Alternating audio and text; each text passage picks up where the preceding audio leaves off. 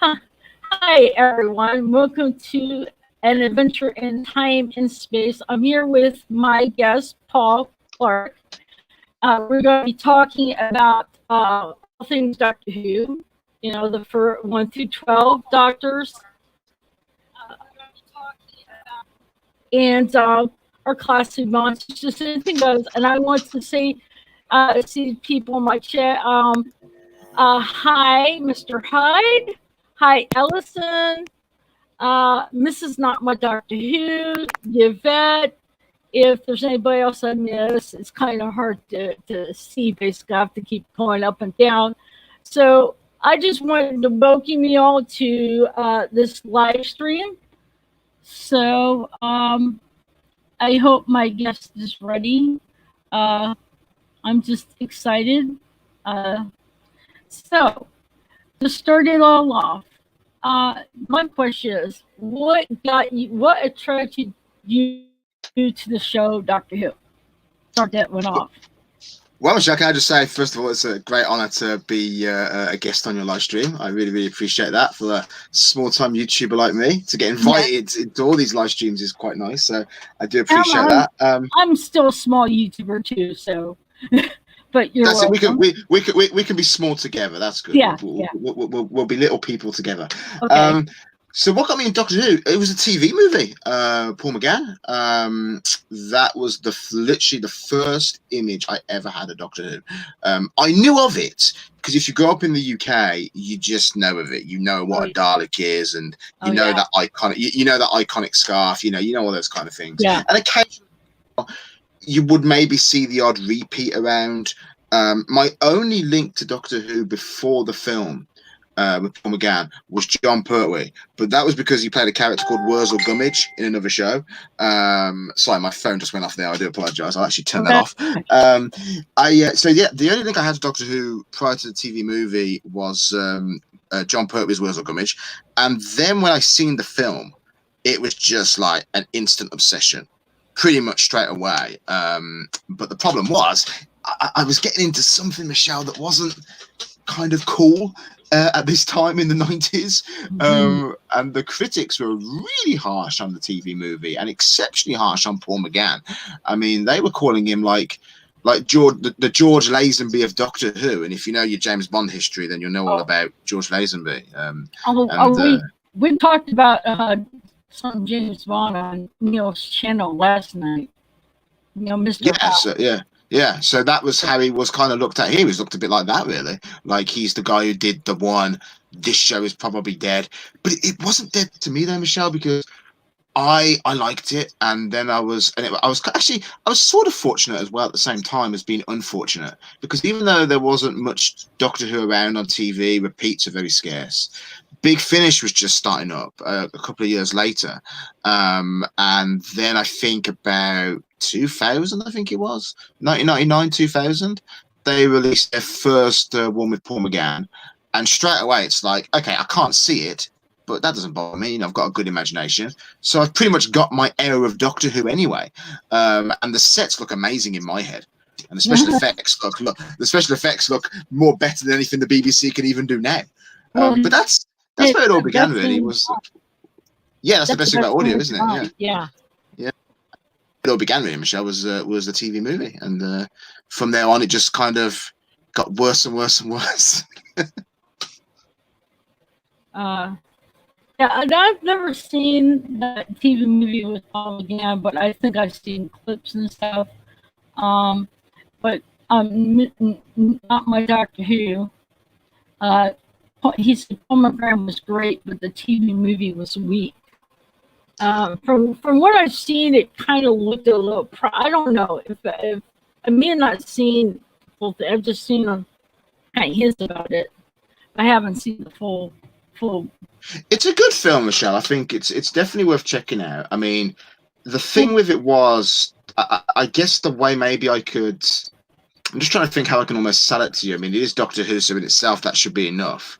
But I can see why some people would have a problem with it, because it was a weird time for Doctor Who at that point, and the BBC didn't really want to do. The only reason they did it, if you watch the documentary on the special edition of the film, there's a whole like 2 hour documentary on there, Michelle. It's amazing, and they go into real detail about the BBC's attitude to Doctor Who at that time. And the only reason they did Doctor Who was because in the early stages of the development of the film, Steven Spielberg's name was attached. So it's Oh, like, okay, we got. I did not know that. Ooh, Yeah, it was nice his it was his company Amblin that did it. And the first mention of Spielberg's name with Doctor Who, the BBC were like, okay, we'll do it. We don't really like Doctor Who. We cancelled it a couple of years before, but we'll do it anyway because that gives us a kind of a cashier, if you will. It makes us look like we're in with Hollywood. So yeah, you bet. She likes Daleks, and she said she'd have had Daleks in it. they were going to actually, but the problem was this is why it's probably a bad idea to do a co-production with the Brits and the Americans, because the Americans had no idea what Daleks were. They didn't even really know what Doctor Who was. The reason the Master was in it was because at the time Terminator had just come out, and they thought, okay, let's have the Master. Let's use a human character. And let's have him almost look like Arnold Schwarzenegger. So if you watch the film, you'll see Eric Roberts, who's definitely camping it up at various stages throughout the film, beyond all proportions. He's more camp than blimmin' John Nathan Turner, I think, in the 80s. But he was very much dressed like Arnold Schwarzenegger on occasions. Like he had the glasses and he very much had a kind of a Terminator walk. But that's what the Americans wanted. The BBC did want the Daleks, but the Americans were like, we don't know what a Dalek is. Like, what's a Dalek? So we'll have a human as the villain, or what's the closest thing that resembles a human as a villain in Doctor Who? And then they were like, okay, the Master. So we'll have the Master, and we'll make him look like Arnie. I don't think that would. No, I don't. That would be. I'm gonna have to check that one out. Basically, we didn't get Doctor Who in here. I didn't watch it, but when we got to hear, I think was it Tom Baker and maybe John Pertwee, and it was through our like a public broadcasting PBS, excuse me, and that's where we got a taste of classic Doctor Who. Is it came over here? Tom Baker, maybe John Pertwee. I mean, yours mentioned how he's watched the classic Doctor Who and stuff. The classic. I didn't start watching it. First of all, it was this is gonna sound strange. I have an online friend who was into Doctor Who, and a virtual game I played, Second Life. That's where I met him, and we were talking about Thomas Gibson, and I know Thomas Gibson played in Dharma and Greg, and he's never heard of that. He just knows in Criminal Minds. He says, "Well, you find the episode of Dharma and Greg, and for me to watch, and I want you to watch Doctor Who. Start with Rose, with the Ninth Doctor." I'm like, okay, and I said, okay, 6 seasons. After 6 seasons, I don't know how far in it. I'm like, okay, I'm hooked. I'm addicted. I mean, this show just like grabbed me, and I think what it is, it's like it's time travel. It is traveling to different worlds, to different times in America and stuff, over in the U.S. and stuff like that, or like in over in Britain too.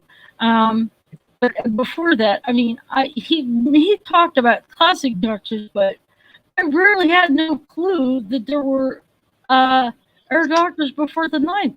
To be honest, I mean, he's talking about it. That's funny. That's funny though, because in this country, you're like, it's just ingrained in us, Jerry Michelle. It's just something that, again, like I said earlier, I knew who Tom Baker was, and I knew he was the guy who travelled in the police box with the Daleks. But then again, to be fair, I mean, I couldn't have told you anything about it before I became a fan. I couldn't have given you, a whole essay on the season 18 Tom Baker. But you kind of knew when the show came back, okay, there's other doctors before this. But then again, I say that. I mean, if you were born say in, I don't know, 2000, 2001, and then you're probably about 6 or 7 when the show comes back in 2005, they might not have known of Doctor Who before, unless their parents sat them down and said, Mommy and Daddy used to watch this show. Yeah. Yvette has a question here. Who is your favorite Doctor? I have to, this is I'm going to be a bit cheeky, Michelle, actually, and I'm going to use 3. It's sort of it's the same answer, but it's sort of not. I would say my Doctor is Paul McGann, because he was the first one I saw. Yeah.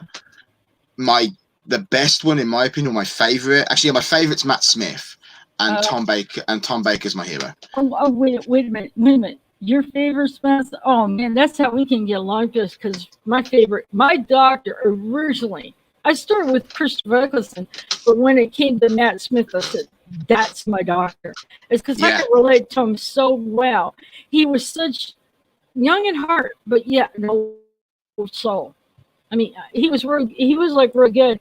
And but it took me a while to get used to Tom Baker, because when he says, "You want jelly, baby," and I mentioned this on Mr. Heistcast podcast, or stream, wherever you want, that when Dr. when he offered people a jelly baby, it took me the longest time I thought of Austin Powers, and I said, no, I'm going to give this guy a chance. After a while, it's like, oh my God, I love this guy. He's good. He's good. There is, it's kind of hard to think of someone who can like top him, because, when you get William Hartnell, Patrick Troughton, John Pertwee, and the Tom Baker, which is the Fab Four, it's kind of hard, any doctors to follow after them. It would be kind of hard. And talking about Big Finish, I've done review on Blue Bonnet channel with Big Finish with Daniel, and we've done the Palm again. And I can honestly say, it's just like I just lay there on my couch, and it's like I could just, it's like in my mind I can imagine what's going on and stuff, and it's like, it's a lot better than the BBC, But with, oh my God, between me and Blue Bonnet, let's just say, we get carried away with Paul McGann's voice. Yes, I noticed. I noticed. We was on a stream. The first time I met you, Michelle, was when we were on that stream, and it was about Tom Baker. It was supposed to be about Tom Baker.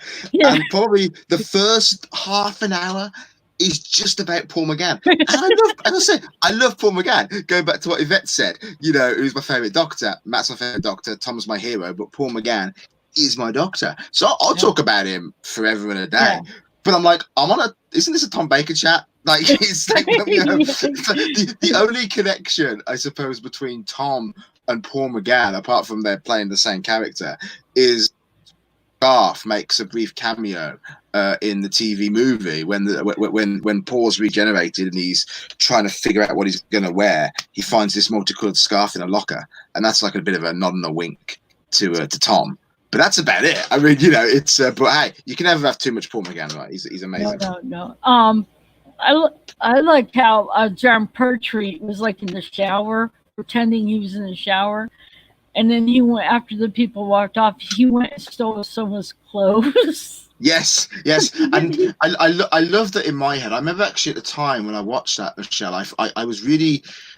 I actually went off and wrote my own fanfic about not only the clothes that had gone missing, but the fact that he stole someone else's car. He wanted that car, and Brigadier says, no, it's so, he's have to give it back. He says, well, can I have a car? He says, well, we'll go and pick one out.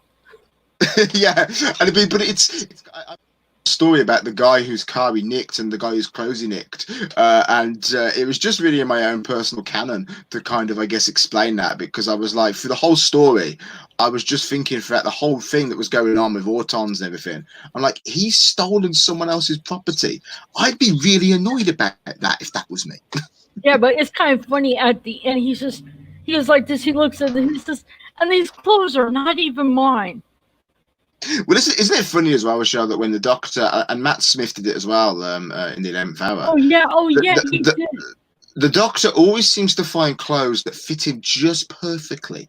Like it's it's always the right size. I remember there's a line in the TV movie again, back to Paul McGann, where he says these shoes they fit perfectly, and he stole those shoes as well. It's like they always fit perfectly. It's funny how that Yeah, happens. it's always basically not my Doctor Who says, but Bessie was better. That is definitely true.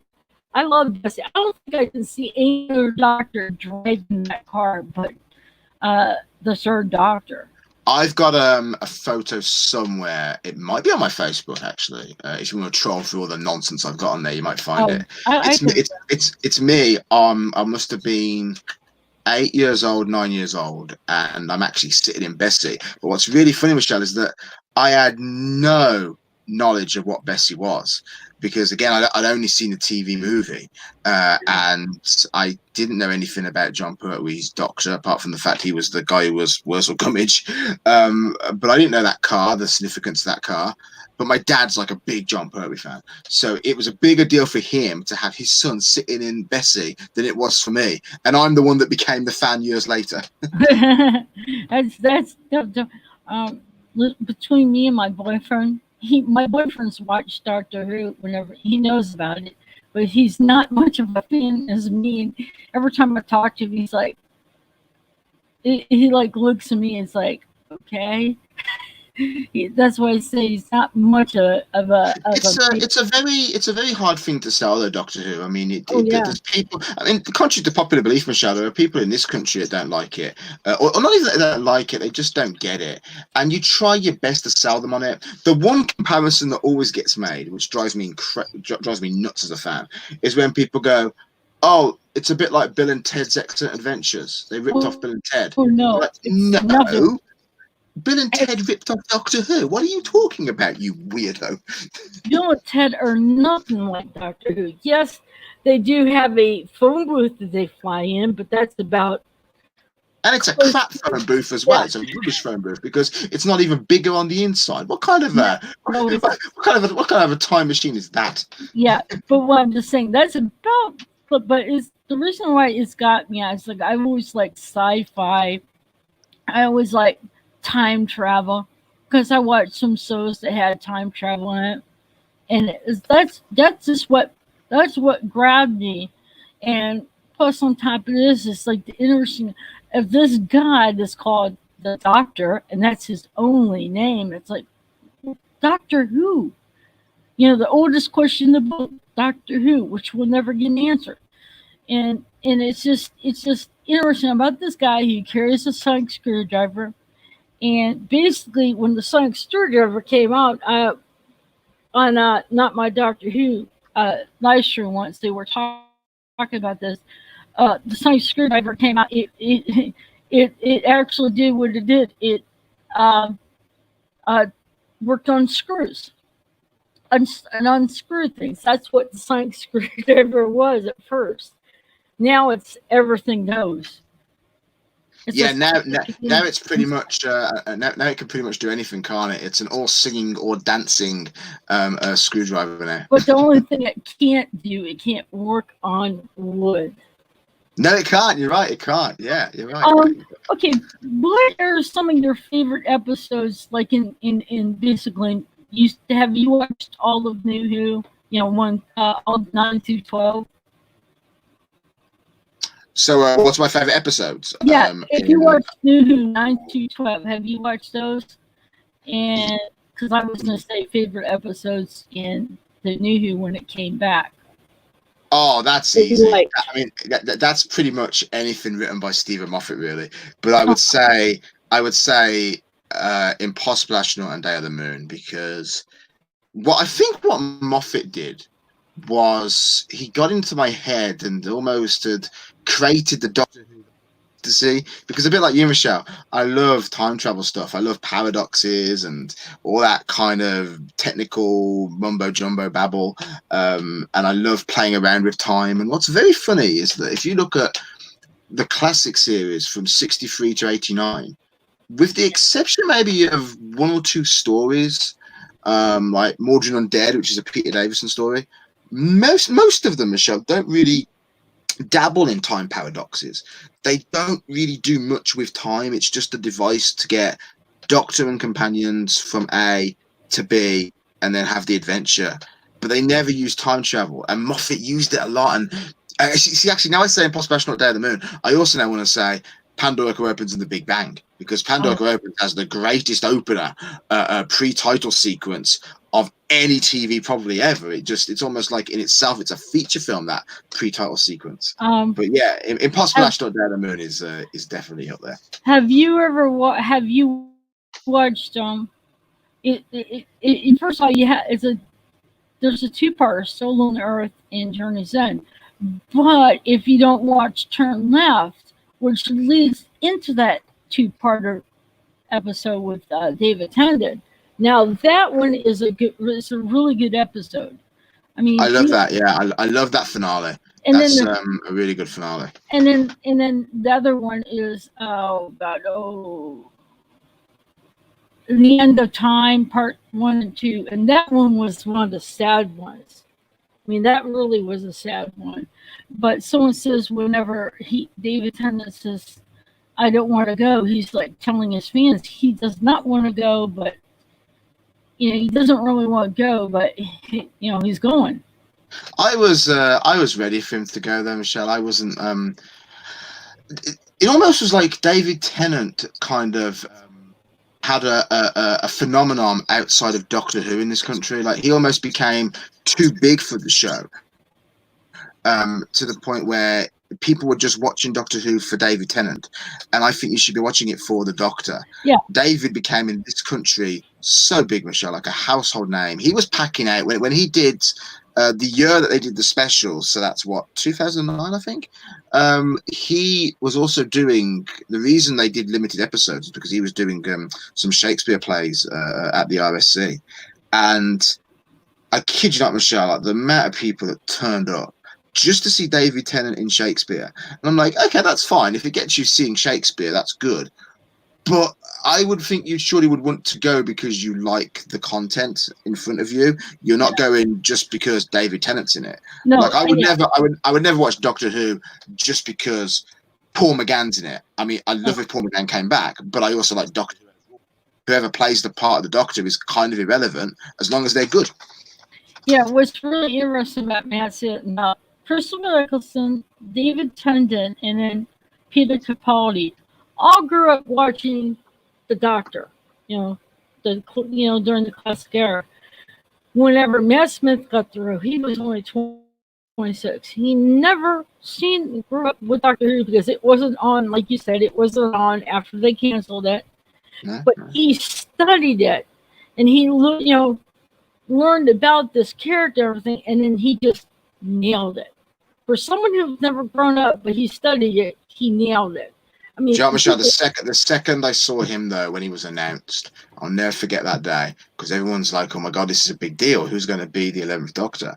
And as soon as he was on screen, I was like, "You're the Doctor, probably more than anyone has ever been for me, because you've got the hair, you've got the face, you are the Doctor."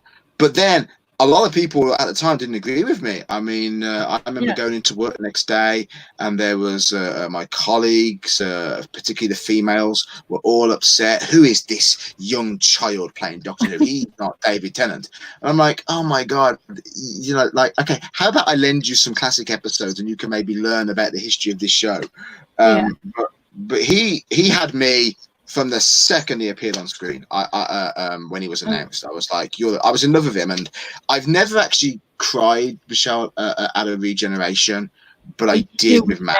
Matt was a punch to the stomach. That hit really hard. But that speech he gave during his regeneration was just perfect. Michelle, I've only ever watched it once because I actually can't watch it again. I did with a flatmate of mine a few years back. I did. He wanted to see it, and I had to when Matt came to make his speech, because I'm like, nah, I can't do this. I'm like, I cannot watch this again, because it's because to me, I think probably he'll always be there for me as the Doctor, like in spirit, in the TARDIS. He's always going to be there. Yeah, I mean, is he was great. Had a lot of good episodes. What did you think about River Song? Oh, love River Song. Yeah, I wish they'd done so much more with her though. Like, I would have loved to have had a whole season of just her and the Doctor. I thought actually, and I do love Clara, and we can talk about her a bit later if you want. But I do love Jenna Yeah. Coleman. But I think Moffat maybe missed a trick. After the Ponds left, he's just in the TARDIS with River, sort of almost reflecting on what's just happened. He's just lost, Amy and Rory, and it's almost implied that him and River went off traveling, or that's what I thought they should have done. That the Doctor should have gone off with River, and they could have had a whole series together after the Ponds demise. I think it would have Oh, been amazing. That oh my God! Mr. Hyde says I fall like a baby for third, fourth, and fifth regenerations. I bet you is that the third Doctor and fourth Doctor and the fifth Doctor? I'm yeah, taking yeah, that. Yeah. yeah. That's But, John Pertwee, Tom Baker, and Peter oh, Davis. oh, Yeah. oh, I got it about John Pertwee.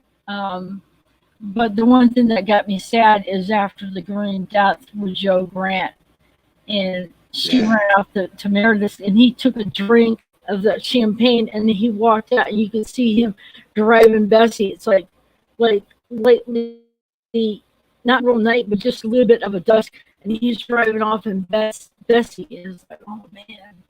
I mean, you could. Another thing is talking about that losing Amy, Amy and Rory when they went back in time, because she when Rory did, and she's well, I'm gonna go just the way it should be, forever. And afterwards, when he lost the pawns, he was gutted. I mean, you can see that emotion. He was like gutted. It's like he did not know what to do because Amy and Rory were a big part of his life. Well, And yeah, I mean, that was the first face, wasn't it? That Doctor ever saw, the 11th Doctor, and yeah, they echo that speech, don't they, in Matt's yeah, final episode? And yeah, that's why he sees her.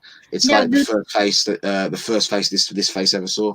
yeah. So I mean, oh, if you're in the classic, uh, the Brigadier and Sarah Jane saw the Doctor. No other. I mean, I don't know if there is anyone before John Pertwee that was around during the.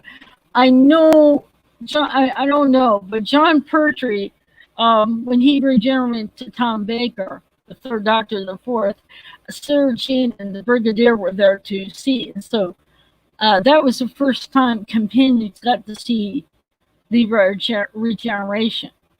Well, it was the second time actually because they did it with it doesn't unfortunately doesn't exist anymore. The episode, although they did animate it some years back. But the first one was when Hartnell's Doctor regenerates, and Ben and Polly are there, and they're watching him. Obviously, at the time, they don't even call it regeneration. He just says this old body of mine is wearing a bit thin and falls to the ground, and then he wakes up as Patrick Troughton, and it's not even really mentioned after that, Michelle. To be honest, it's just like this is. I now look like this. Let's go off and have an adventure. There wasn't any of the post regeneration trauma that you saw with, say, Yeah. the other Doctors, and I mean Paul McGann. Bloody hell, he in the movie, it's almost like he takes probably half the film just trying to get all his faculties together because they spent so long him just in post regeneration trauma. But that the John Pertwee one that you're talking about, obviously, Planet of Spiders, though, I think that is probably the time when I think that's the first time they actually you called it regeneration. I think. Yeah. This whole thing is like, now in New one thing about regeneration is a lot of people, when the Doctor regenerates, he destroys the TARDIS. Now I don't mind seeing this just like an energy when he regenerates, and but to blow up the TARDIS after regeneration, a lot of people find that kind of odd because that didn't happen in Classic Who. But in Classic Who, you never had that. um, special effect that you have in New Who. So it's like, but how do you feel about that with the New Who with their regeneration in terms of destroying the inside of the TARDIS during their regeneration? Well, they just do it, don't they? Because they've got the budget to do it. Yeah, that's a fact.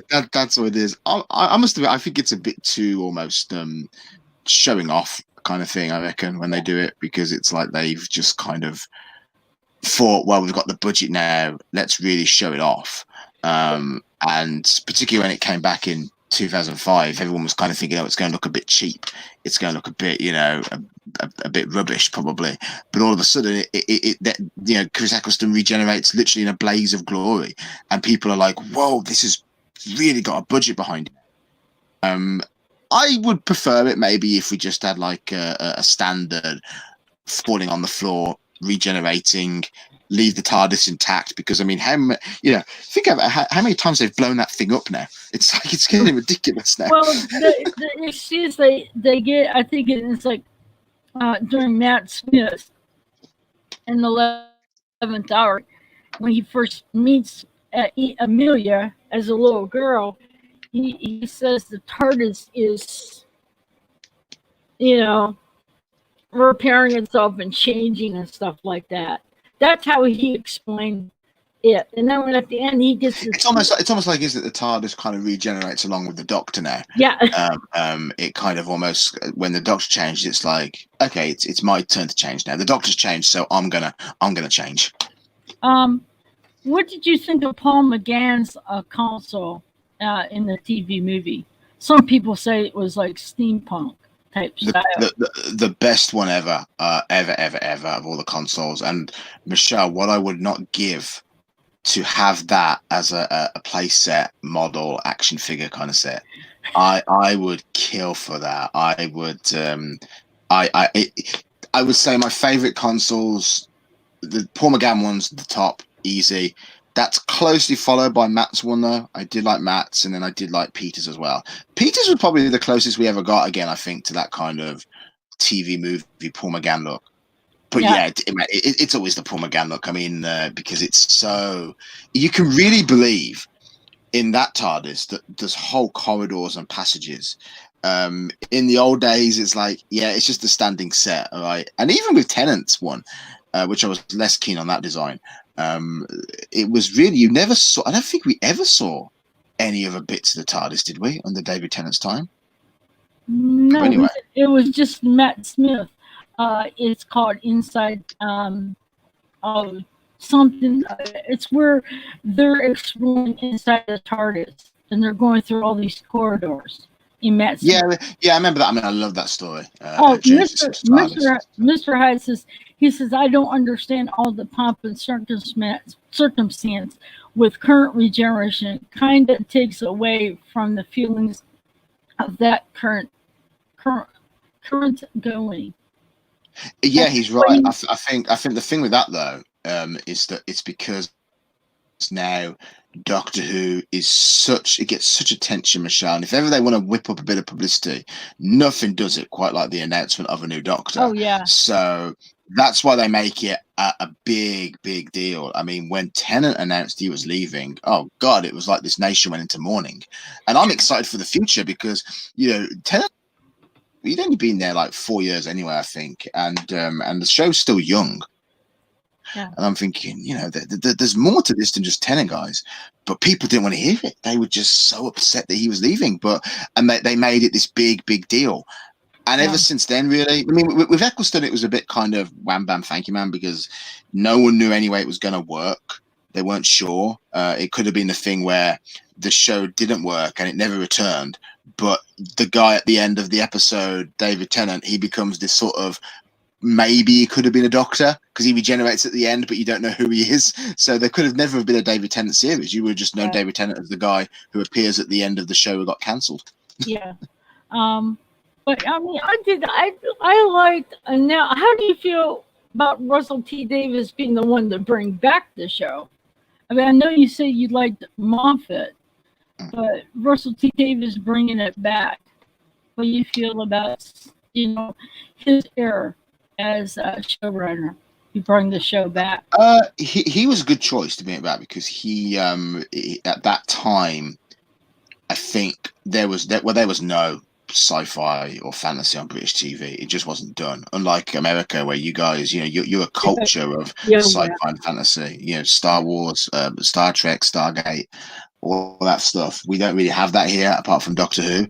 And it was a bit of a weird one because if he'd have brought it back the way I wanted him to bring it back, probably no one would have watched it because I would have had from the first episode. I would have shown the Time War. I would have probably had the pre-title sequence. Would have had Paul McGann on Gallifrey fighting Daleks. I would have gone all out with the fan service, but he knew he couldn't do that because he wanted to bring in a newer generation who didn't even really know what Doctor Who was. So he softened it up and he made it more like.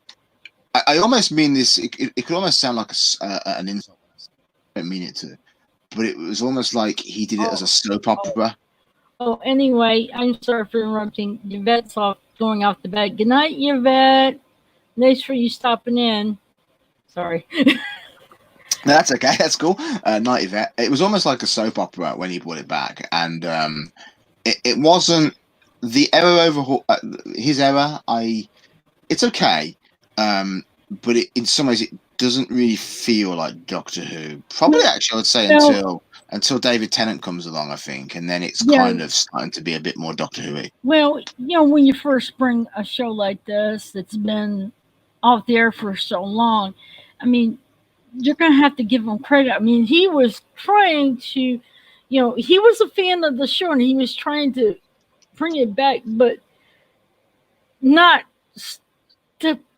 you know what I'm saying, bringing it back with new doctors and making it more appealing to the younger viewers. Well, yeah, I mean, the thing you've got to understand though is that the show the thing in this country, Michelle, as I say, is that sci-fi is not really a big deal here, and it was going up against big dramas on a Saturday night, reality TV shows.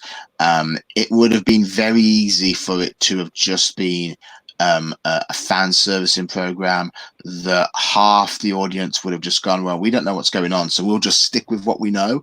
We'll just watch trash TV on a Saturday night. But he made it feel like a drama. Like it was almost like you could just jump in. Yeah, but like I said, he was trying the best he can, knowing about the history of the show and trying, like you said, he was trying to grab the viewers, grab people interest. And yeah, he had some drama type things in, but it's like he was like, I look at it as he was doing the best he can with what he had. I mean, it's like he was bringing the show back, so it's like he was testing the waters. I mean, it could have ended after Christopher Eccleston. He didn't even know it was going to make it past that year. He had no idea that it was. He thought it was after he didn't think it was going to be after Christopher Eccleston. It was going to still go on. He had no clue. Oh, no one did. I mean, there were questions being raised in the government at the time as to why they're bringing this show back, because to sort of sidetrack a little bit, like the BBC is obviously funded by the license fee which the British public pay for, whether we like it or not. And at that time, the BBC announced they're bringing Doctor Who back, and the reputation of Doctor Who in this country, Michelle, was not good. Like, not at all. It was pretty bad. People just looked at it as this old show. The BBC should be making new. Surely, why is it going back into its past? It needs to go into the future. So there were a couple of politicians that raised it up in the House of Commons and said, why is this public broadcasting service bringing back this old antique show? And then, of course, it goes out and it's a smash hit, and everyone loved it. Yeah, not my Doctor Who said RTD did it right when he brought it back. Moffat continued it almost, and Mr. Timbo has destroyed it. I know I didn't want to get on that, but it basically is the truth. It's like Russell T Davies brought back. Moffat did the best he could. I'm not going to say there was a few episodes, but then Timbo kind of went, and that's where you have the break in the fandom. That's where we have the discord. And the reason why I want to talk about, the reason why I'm talking about Doctor Who classic and 9 through 12, it's like I want to share the love of the show that I learned to love here in America. We don't pay license fee, but if you want cable, it's on BBC America. You have to have cable, so you have to pay for cable to get BBC America. So we actually have to have cable to get BBC, the BBC America, to be able to see Doctor Who. So we may not pay license fee, but we have to pay a cable company to get Was it that. was it ever shown on CBS, NBC, any of those No, channels? when it first came out, it was on the PBS, public broadcasting stations. When it first came out with the classics, the classic Doctor Who. Hmm. My best friend here started watching it, and she's Tom Baker was hers because that's when Tom Baker was shown here over here. And oh, I was watching a thing about I think it was on YouTube or something, where they have the old class of doctors talking like in a convention, and apparently or I think it was an interview with the class of doctors. They said when they would come over here to America for like a Comic Con type thing, they said that here in America when they come over, they're just blown away by all the fans over here. Where I'm at. Wow. It's because because it was a British show over in the UK. That's where it originated. So, how could it get, how could all these and when it came over here through the public broadcasting, that's when we got a taste of your guys' show. And a lot of them like, oh my God, this show's great. It I is mean, very funny that's yeah, because, as you say, it's a very British show, and I mean, people can't remember when it was actually when it first went out in '63. It was just there just to fill a hole in the scheduling, really. yeah, That's what it was created for. They realized, look, we need to fill the schedule up on a Saturday night. Let's just create something, and Doctor Who just was one of many that they probably thought of, and it was the one that got made. And it was the one that made the most impact, particularly once the Daleks came along. When the yeah, Daleks came in, yeah. then boom, it just went crazy. Yeah, at one point, I watched the movie Adventure in Space and Time. I have to flip mine, uh, which is a documentary, but to me, it doesn't seem like a documentary. And at one point, it was going to be canceled because he didn't want any buggy eyed monsters, and and and then he found out about these. Oh, I want to say hi, Rocket. I saw you sneak in. Sorry, but he saw that she was getting these bug-eyed monsters, and then he said, "Oh, you're over budget." Yeah, And they yeah, wanted to yeah. act it, and she walked in there, and she actually fought to get to keep the show going. And What's really funny about that story as well is that because I mean this just shows what the BBC was like back then and even now. And as I say, they don't really get sci-fi at all. So it was just done as an educational piece. And really, with all due respect, Michelle, to that first episode, Unearthly Child is great. Afterwards, it's just a load of messing around with cavemen and them trying to create fire. It's really boring. It doesn't come alive till the Daleks came in. But mhm, if the BBC had had their way, you would have had more cavemen stories because they just wanted Doctor Who to be an educational piece. They were like, "We are the BBC. We must educate the children." And Verity Lambert was like, "Screw that. Let's entertain them as well as educate them." And yeah, they marched into Sidney Newman's office and said, "Look, I know you don't like bug-eyed monsters, but look at this idea from this writer from Terry Nation. Come on, let's do it." And he yeah. goes, "All right, it's on your head though." And if it doesn't work, you're out the door. And of course, it worked. I mean, pretty much, Yeah, the following episode, the Daleks were an instantaneous smash hit. And it just I always say, if it wasn't for that episode and at that time and for the Daleks, there was no way, Michelle, you and me would no, be talking about no, Doctor Who now. no, No no, way. no, no.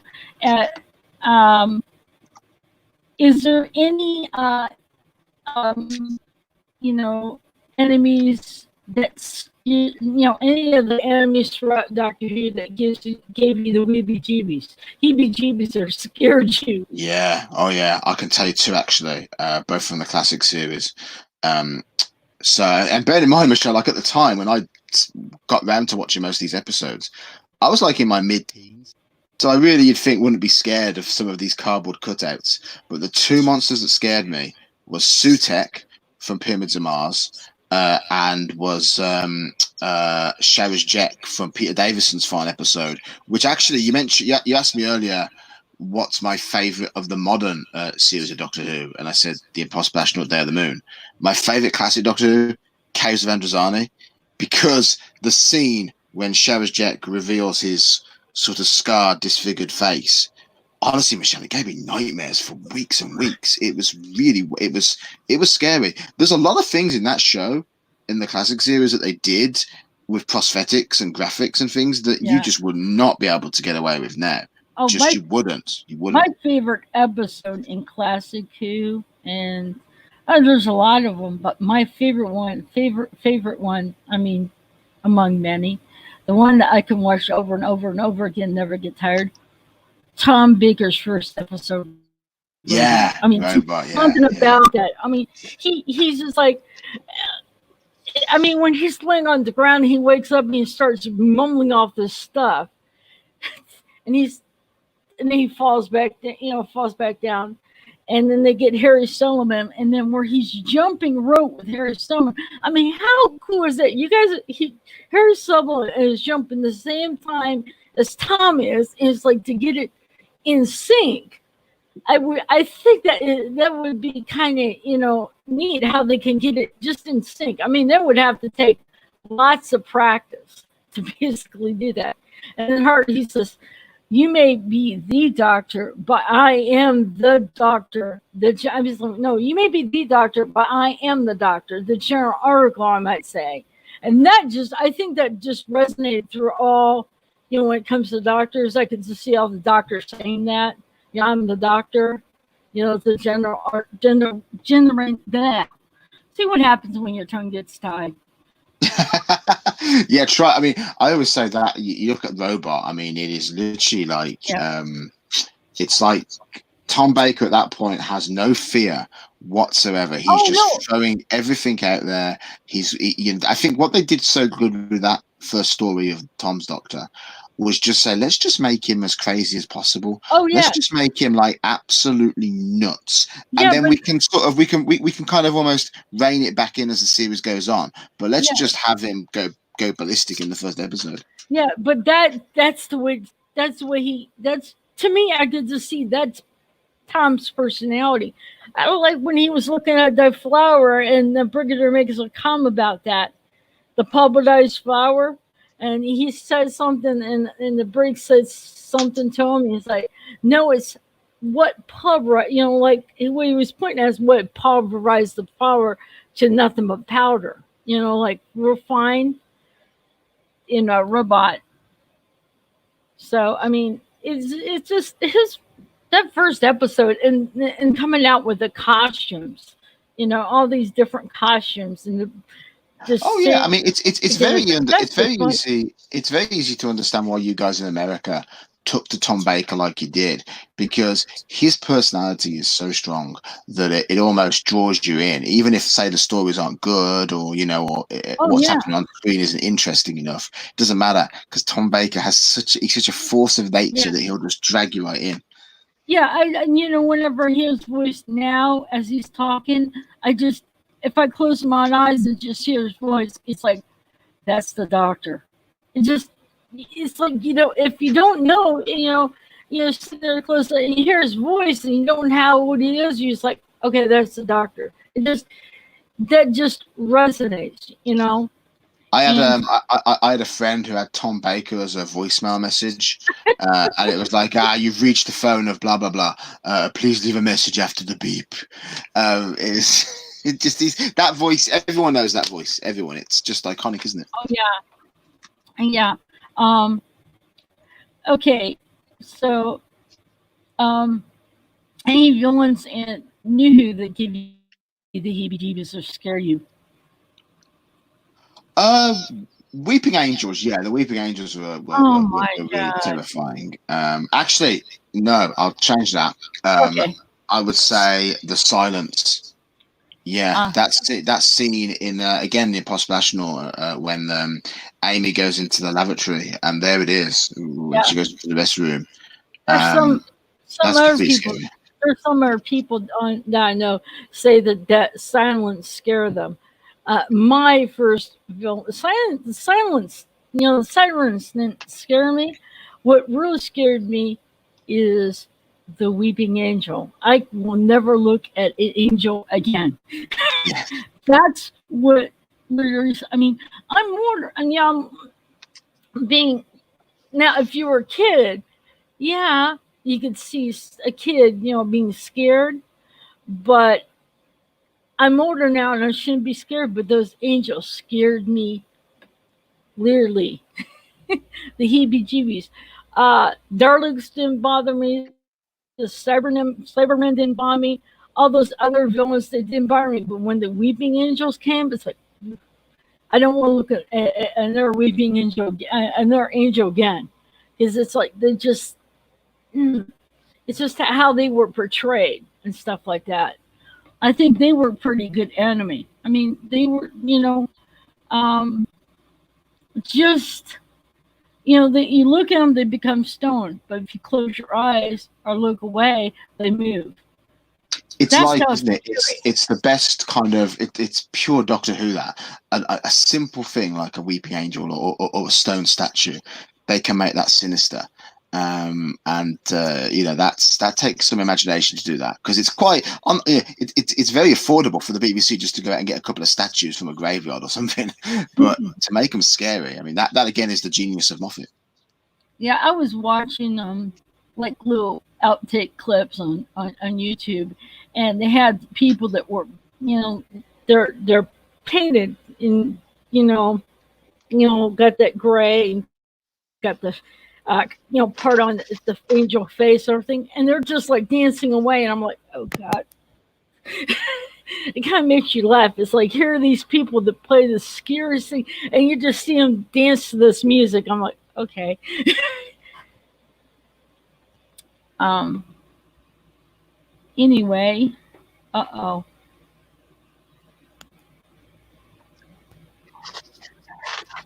technical difficulties here. Oh yeah, sorry. No, my microphone just. I'm still trying to figure out how this whole YouTube thing works, Michelle. So occasionally, if I Oh, sort of move my arm or something, I'll accidentally like knock off the microphone or something, or I'll oh, put that's the mute that's on. that's okay. I was just like, okay. Let's put it this way. We're all. I'm learning about YouTube and all that stuff. So, uh, anyway, um, um, you talked about the master that they had in the master in the TV movie. My master, I think the master that I really like. Now, John Sims did really good master in New Who, but the master, I think, person who played the master overall is Roger. I hope I Del- don't. Delgado, Roger Delgado. Delgado. Yeah, Yes, yeah, he yeah. he. I mean, he just embodied it, and it's like it was sad that he ended up getting killed in a car Yeah, that accident. was terrible. I mean, he was like a big British actor. Like he was a big deal in the UK. Like everyone knew him. If you were around in the 70s watching TV and films, he was a big deal. He was known. I suppose you could actually say he was a bit like the Peter Capaldi of his time. Yeah, Um, but like I and he, said, you see, he played that master. I mean, he just nailed it. He just really nailed it. But the other master came in after the loss of him. He was not bad, but that Roger was the master. I mean, he nailed the whole thing. I like it when I watch him up against he was up against John Pertwee, and I loved his his style and stuff. But like I said, John Sims did really good in the New Who, and There's a lot of people that say that Michelle Gomez did a good female type master, but I rather see her as a Rane, you know, opposite the doctor, not, the master regenerated into a female. But from what I've seen, she did a really good job.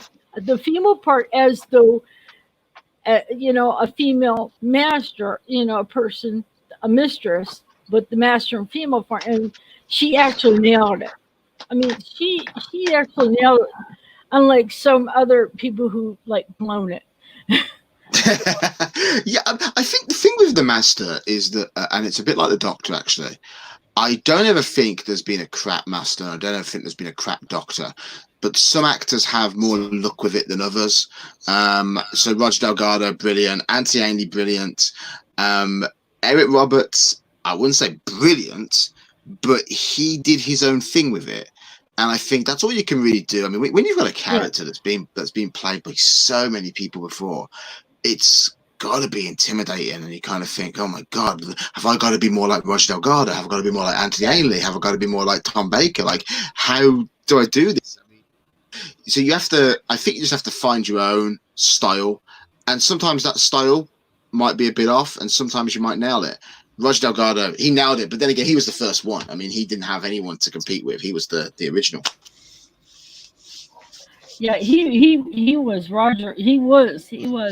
Um, my favorite doctors of classic would be William Hartnell, because I always liked the first Doctor. I liked him because he came across as a grumpy old, kind of a grumpy old grandfather type thing, and then warmed up over time. And I love his laugh too. He's got this interesting laugh about him, and I'm not really too good. Patrick Trump was okay, but my second favorite one was John Pertwee, and it's just because of his action packed. He's the James Bond of Doctor Who. I mean, he had so many different Bessie. He had the Whomobile, then he had a little helicopter. He just had so many gadgets, so many different little things that he used.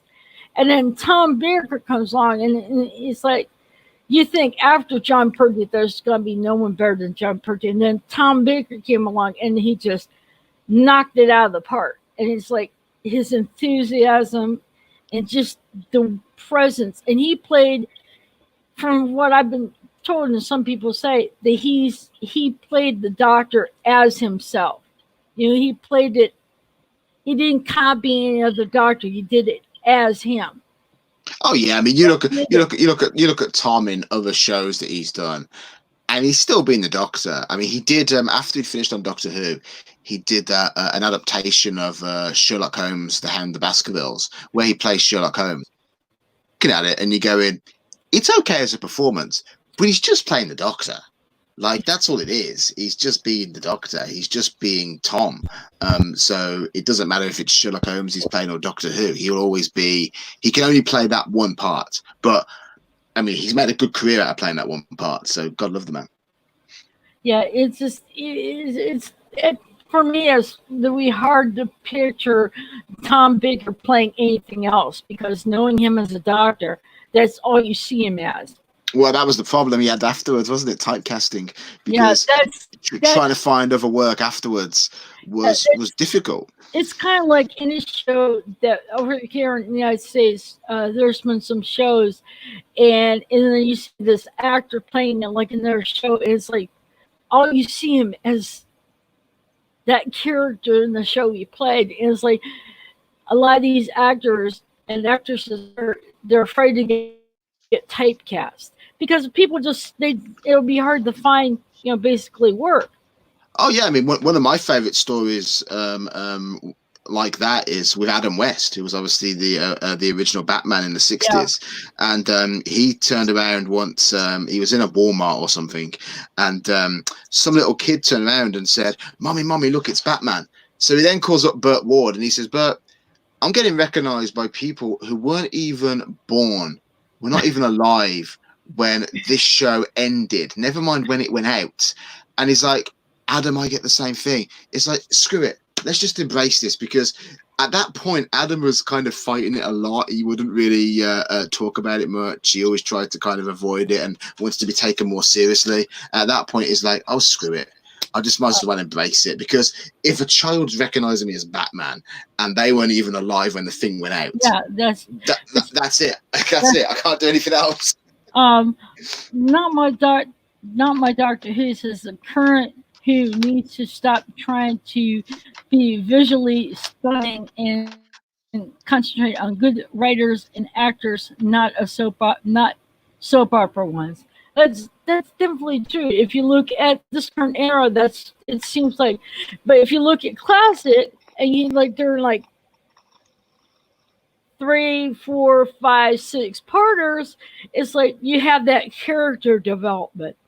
You could they develop the characters better than the ones in Nihu, which are all in one go. And a lot of the problem is now, though, is that TV moves at such a fast pace that I agree with that. I always liked the 6-part structure, but when it came back in 2005, the way people consumed TV at that point, I mean, there was a big, genuinely legitimate concern. Wouldn't come back week after week, Saturday after Saturday, to see effectively the same story, but just, like broken up into different parts.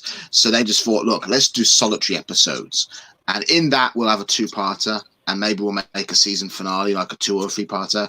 But I can see why they thought, no, let's just stick to 45 minutes. But I agree. Yeah, I mean, I'd like to see a return to the 6-parter. Yeah, my friend here, listening not too far from me, he's also a Doctor Who fan. I mentioned it to her. She says I couldn't handle that because she has to watch something. Has to finish. She has to watch it. She can't be hanging on. She's got to. It's kind of like me sometimes. I want something to complete. I want it to be complete. Know the ending. I don't want to. But when I watch the classic Who on BritBox, it's kind of easy. It's like, okay, I could watch maybe 2 parts and then come back and watch the rest of it and just pick up where it left off. And it's like I'm finding I like that, because it's like you can watch it and then you can walk away. To me, I have no problem. And if it went back to that, I wouldn't mind it, because it's like talking with friends. It's like not my Doctor Who says this.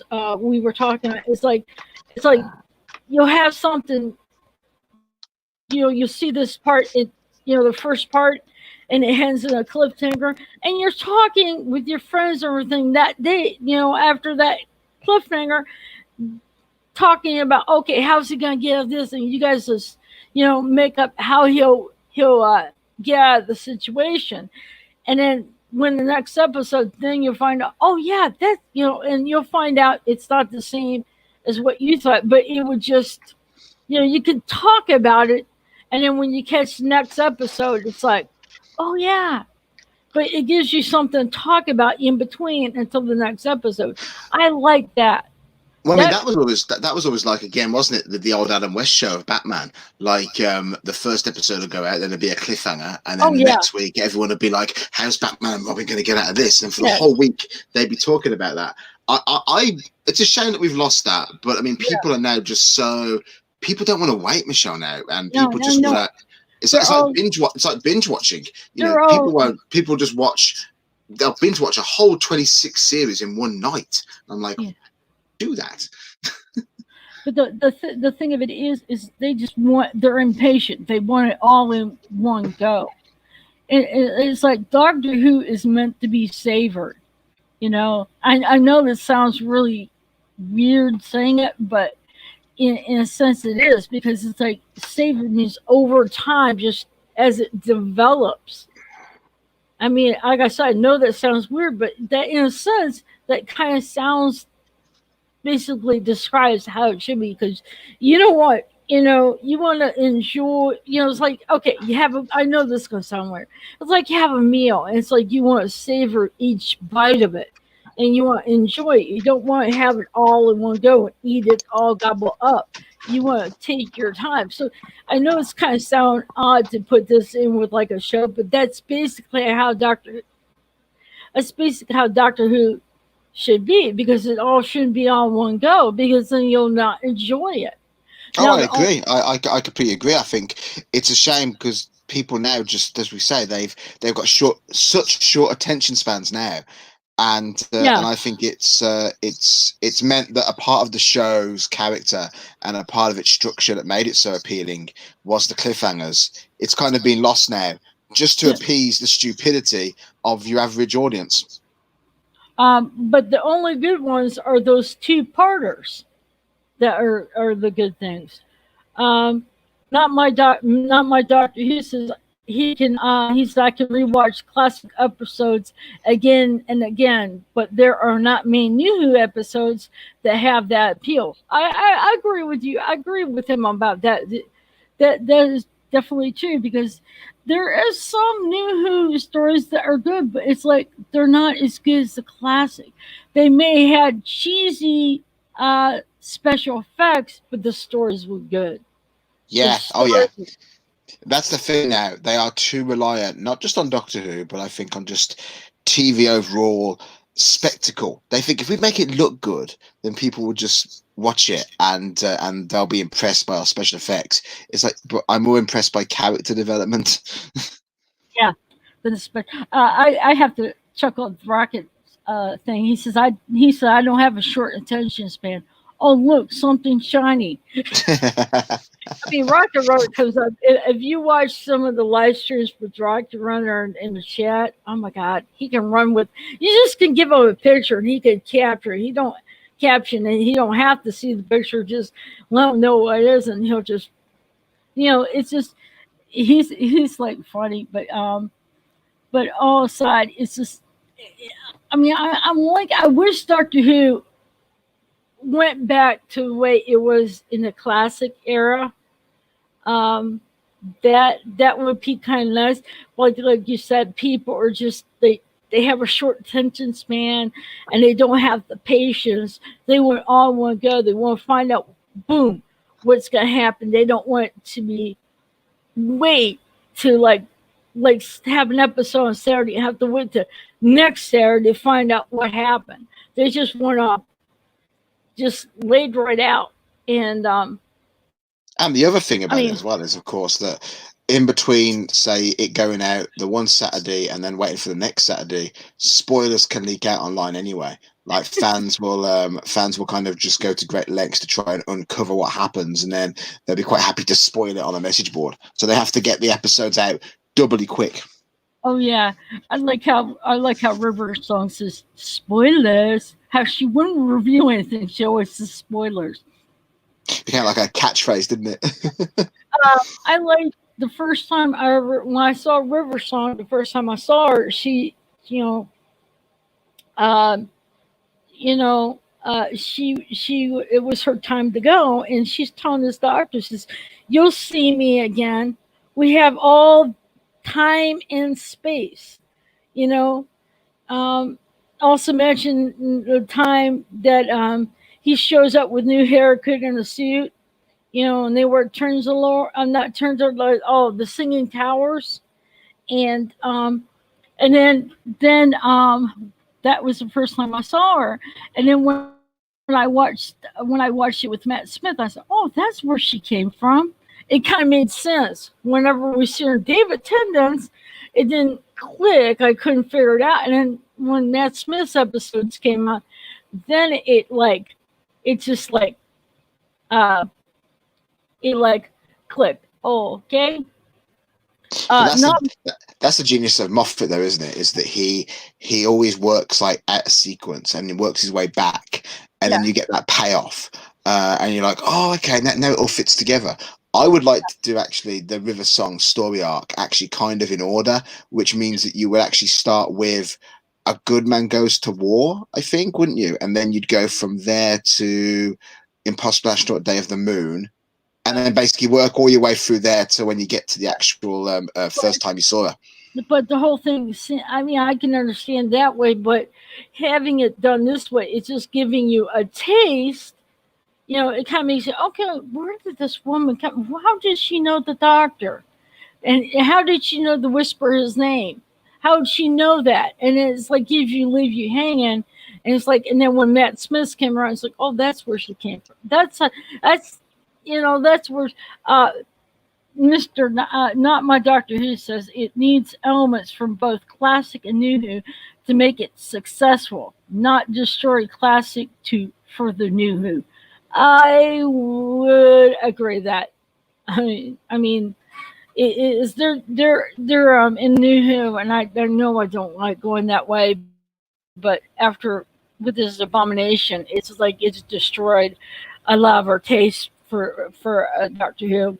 It hasn't ruined my love of the show. I'll still love the show no matter what. To me, that one what's going on is a nightmare. It's not really Doctor Who.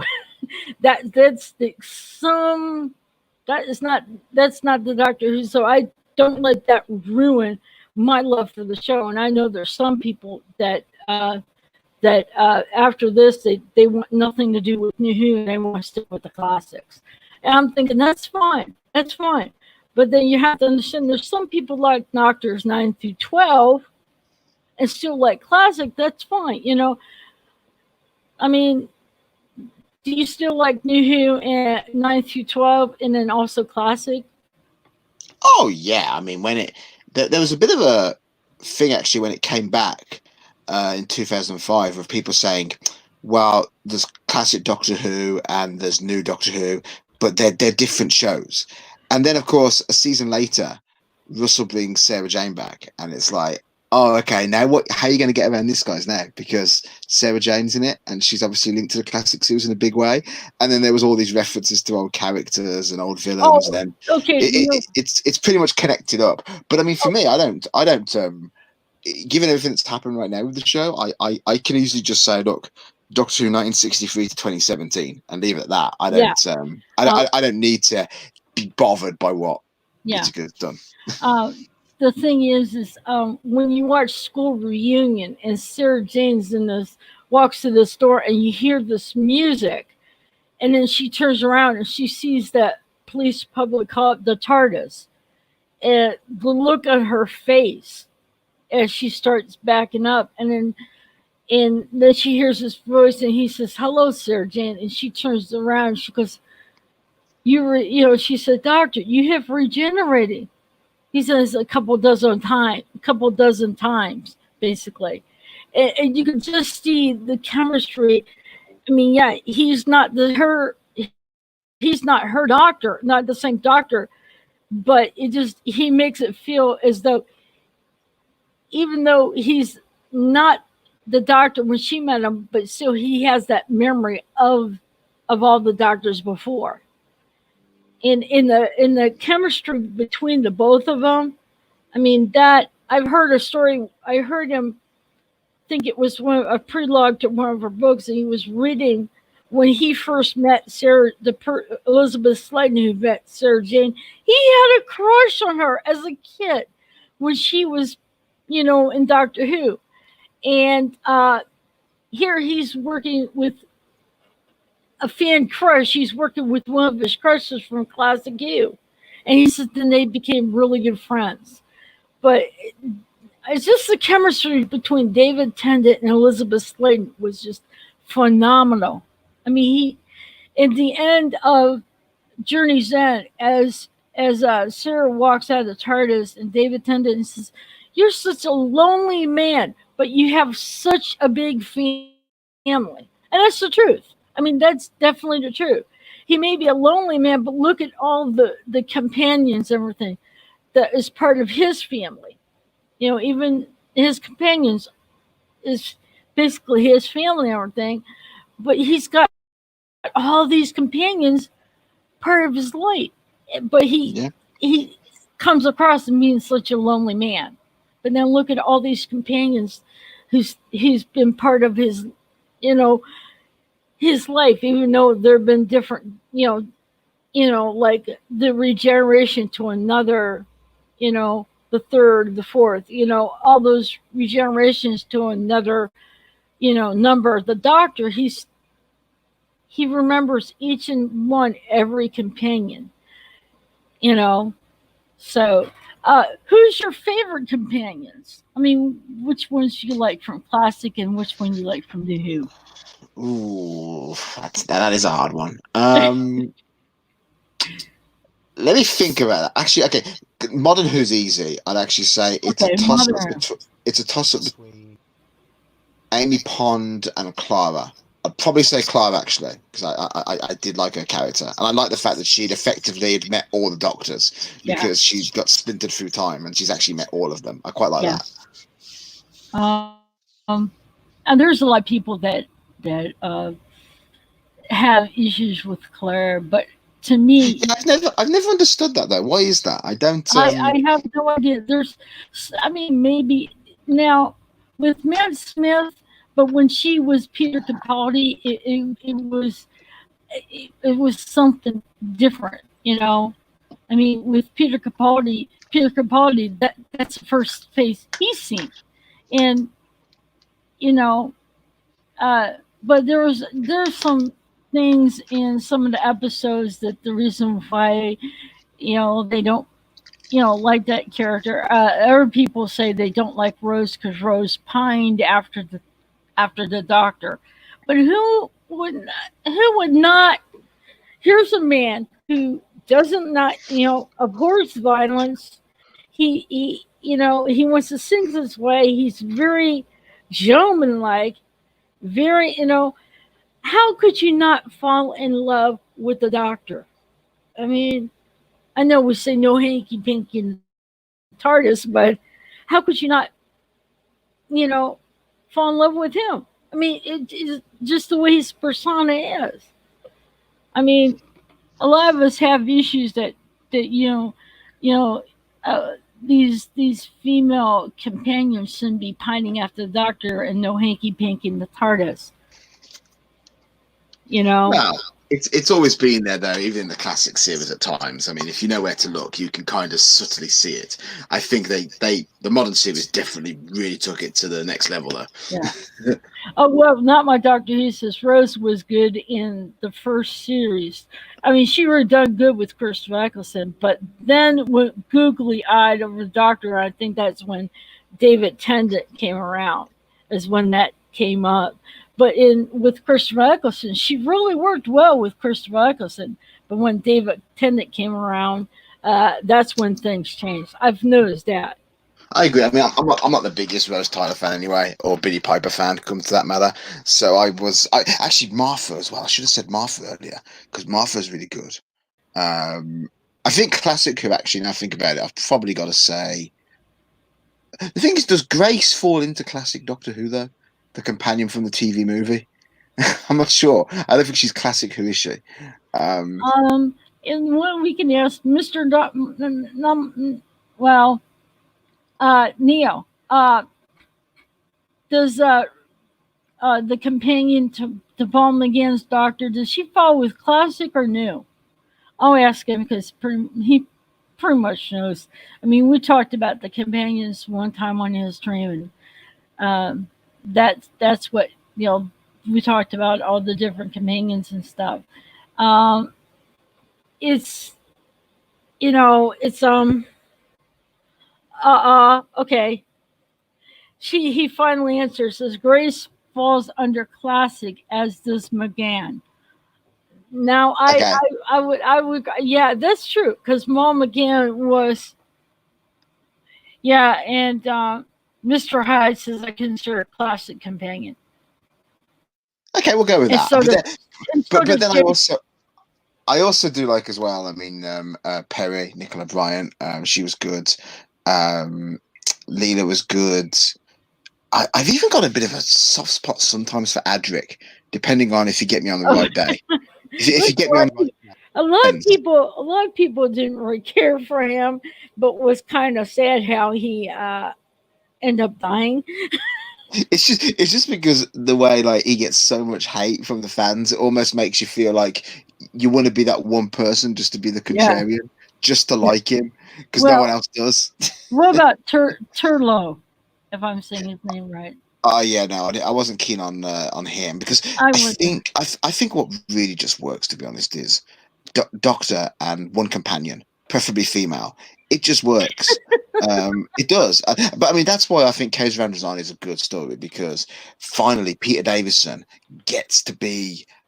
He gets to show himself off to be a brilliant doctor because he's not bogged down with all these other companions. It's just him and Perry, and he's Yes. brilliant. It's just a shame that at the end of that story he regenerates, and Oh, my, we don't get any more Davison after that. oh God, here he goes again. He says, "I have a." This is Rockets. I have a soft spot for Attic. It's called a swamp. See, Didn't I tell you about it, Rocket? Oh, Rocket, you're cracking me up now. But one story that I like of Peter Davison is the Five Doctors Yeah, because yeah. all these doctors figure out all these tests, and then he's on Gallifrey trying to figure out who's the one behind all this mess. Who's caused the doctors and stuff like that. Who's the one that orchestrated it? And he was the one behind trying to find that out. So that made it interesting. Here it made it interesting. All these doctors trying to figure out this puzzle to get into the tomb of wrestling. Whereas Pierre Davison, his daughter, is on Gallifrey trying to find the, you know, the person who orchestrated it, who caused this. And I thought that was like really interesting. But it's sad that we didn't see Tom Baker in that. I mean, I would love to see him be a part of that, but I think he was being, for some people saying he was being he was being a hole or her. I think with the Tom Baker issue, though, it was because he hadn't long since been the Doctor, and you were talking earlier about typecasting. I mean, he was getting a hard time of it, like after Doctor Who, and then by the time the Five Doctors came out, about 3 years later, he's almost doing all right. He's kind of getting new roles, mostly in the theatre. And then all of a sudden, after almost kind of shaking off Doctor Who for a while, he's then expected to jump straight back in with the part that first place. So I can I kind think, of understand why he had a bit of trepidation about it, but I would have loved to have seen him in it. yeah, but I think maybe my opinion is maybe he thought it was too early that he hadn't been out of the role for a while. I Yeah, mean, that's yeah, I why think I could picture it because it's like here's this new guy, and then you want to bring in the doctor before, and it hadn't been that long. I mean, but like I said, there's we can all assume unless we hear an interview with him, and someone asked about that, and he explains it. But we can always think, okay, it could be this or it could be that. Oh, he's been asked about it loads of times. There's loads of interviews where he talks about it. There's a very good one with Big Finish where he did Tom Baker at 80, and Nick Briggs brings it up and asks him about the Five Doctors, and he just says, "Look, I was being difficult." He said, but he did just feel that it was awkward to come into something that he'd recently left to Yeah, then come back and see all these other people, not just the guy who took over from him, but all these people who played it before him. He was very proprietorial about it, and I mean, look, he played it for 7 years, so you can hardly yeah, blame him. yeah. Um, did you think Tom Baker stayed too long as a doctor? No, oh God, no, no, no, no, no. He could have done so many more years, because he's Tom. But then I do have a massive soft spot for Peter Davison, so I'm glad he kind of came along next. But I I think the stories possibly, I think they were struggling to find what they could do with Tom in the particularly once they'd got a new showrunner in and new writers. I think they were really struggling to try and think, okay, look, we've got this actor who's been in this part now for 7, 8 years. He's stuck in his ways. We want our way, and I think sometimes that maybe impacted the stories a bit because Tom wants to make it more funny, but writers like Bidmead and the producers want to make it more, I guess, serious, more grown up in places. And I think that sometimes affected the quality of the scripts. But look, if Tom was doing it now, I'd be more than happy. Well, you know what? It would,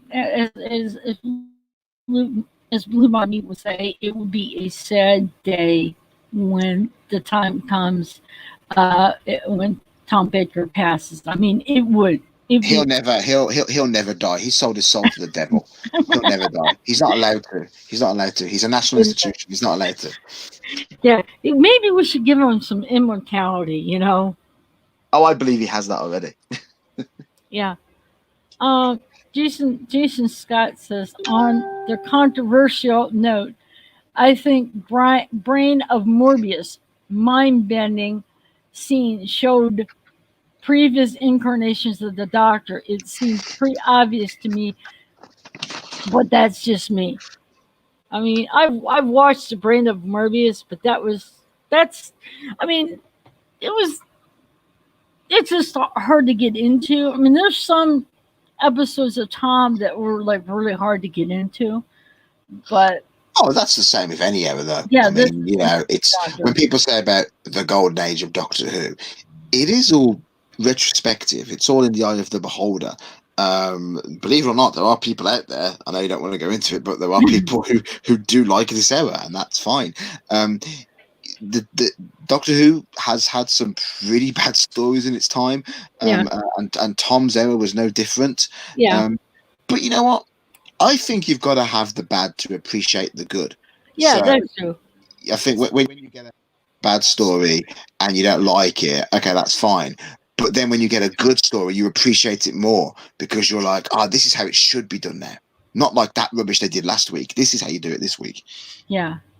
As you were as you when we talked about the consoles and stuff, I played in this game. It's a virtual reality game basically. You won't say it again, but it is. It's called Second Life, and I end up finding to that friend who got me into Doctor Who. Um, they in this game they have a person who's created all this stuff for Doctor Who, the TARDIS, the consoles, the different rooms. I even saw a Paul McGann console, and Oh, nice, but nice. apparently I did not see. And this is for not my Doctor Who. I did not see a Jodie's console, so that was safe because I said if I saw that, I would have a conniption. But I have I have Matt's two. I have David Tennant's and William Hartnell's the first Doctor, and then I have Tom Baker's second console. And like I said, they even have the Shadow Proclamation. They have all these different rooms. You have the corridors and stuff like that. It's kind of neat. They even have the sun lipstick that Sarah Jane has, Oh, wow. But they have all this stuff, uh, and they even have kind of the thing for like avatars of Matt Smith or Matt Smith or Amy Pond or River Song, and then they have the costumes of basically the outfits that they wear. I mean, it's just amazed how much Doctor Who has infiltrated into this virtual reality game. You know, that's what's really how this love of the show is integrated in this virtual reality game. So it goes to show you because we also get people. There's also people. Some friends I met through that game are from the UK. I don't see them anymore, but I have some friends from the UK. I have some friends from Holland, and it's like you have this, and they even have a sim that's called New Gallifrey, where you can role play, you know, as the Doctor, for Doctor Who, and it's like it's integrated into this virtual reality game. Wouldn't you love to go back and sort of go on the set of the first episode in 1963? Oh, Go up to go up to William Hartnell, take him aside, and say, "Look, I'm going to have to wipe your memory after this, But I just want to quickly show you something, and you show him all of that stuff you just mentioned, all the books, the Yeah, yeah, DVDs, the audios. Like the real sad thing about Hartnell is that he never got to see any of this. I yeah. mean, I don't know what he'd make of it now. He probably wouldn't be that impressed with it now, but still, I But, mean, but we, everything that followed on yeah, and how big it's gotten. I mean, it's he would be amazed because when eh, you know, when he was told in this documentary, when he was told he couldn't play the part, and then Cindy Newton showed who was going to take over, which was Patrick Troughton. He said, "Good choice." It's like he knew Patrick Troughton when he was showed. He knew about Patrick Troughton and everything, but he got home and he stood there and he cried and he says, "I don't want to go." I'm thinking, yeah. "Oh shit, that I sounds like what David Tennant just said." You I know, think he delivered that line far better than Tennant because he, yeah, that was his role. I mean, that was yeah. his. I He mean, created that character. when he first got through, you could see he was kind of. But as time goes on, you saw him learn to love. And in this documentary, him and his wife are sitting at this bench, and these little kids recognize him as being the doctor, and he's like. And doing the exterminate and all that stuff, and the kids are running, and he you could see his like showing how much he loved the kid. He interacted with those kids. He just you can see his love for that. So, but when he, like I said, you said he delivered that line a lot better than David Tennant because he was the first doctor, and Yeah. he didn't really want to go, but he knew with his health problems he had to. Actually, you're actually bringing back some memories now when I watched that docudrama when it went out, and I remember us saying about one of the only bits really that I ever cry at in Doctor Who is Matt Smith regenerating. That's actually a lie. The other bit that I cry at is when at the very end of that docudrama, when Hartnell actually sees Matt and Matt looks back at him and kind of just doesn't say Oh anything, God! Oh but God! just Oh God! smiles. Oh God! That he Yeah, just got me. That did get me. Where Matt Smith puts his hands in his hardest, the console after William Hartnell put it, reverse and played him. But if William Hartnell did it, and you can see him doing, and it just gutted me because yeah. just. And I had that in my, I had that picture in my Facebook group of that, and because I love that one so much, because it's like connecting the old to the new. I mean, to me, that just made the connection in that documentary with Matt Smith, and and supposedly William Hartnell. It kind of like it made the thing connected. It's like a torch from the old Doctor Classic Who to the new Who, kind of like That's it. passing That's the it, isn't torch. it? That's it. When people sort of said when you were talking earlier about how some fans will split it and go, "There's classic Who and then there's new Who, but they're nothing alike." It's nonsense as far as I'm concerned because the current mess aside, there is absolutely it's a continuation of the show. Yeah. You could look at Survival, Sylvester McCoy's last one, Oh and then yeah. I and then watched you could it. and then you could go straight to Rose in 2005, and it's exactly the same show. I'm it pretty convinced that you could show a child in 1963, you could bring them forward to well, not to now. You could bring them forward up till 2017 and show them Doctor Who, and they would absolutely say that's the same show. It's still exactly the same show. There's no difference there to me at all. It's just gotten better, is all it did. it just besides this massacre, but one thing is that like you said, but if you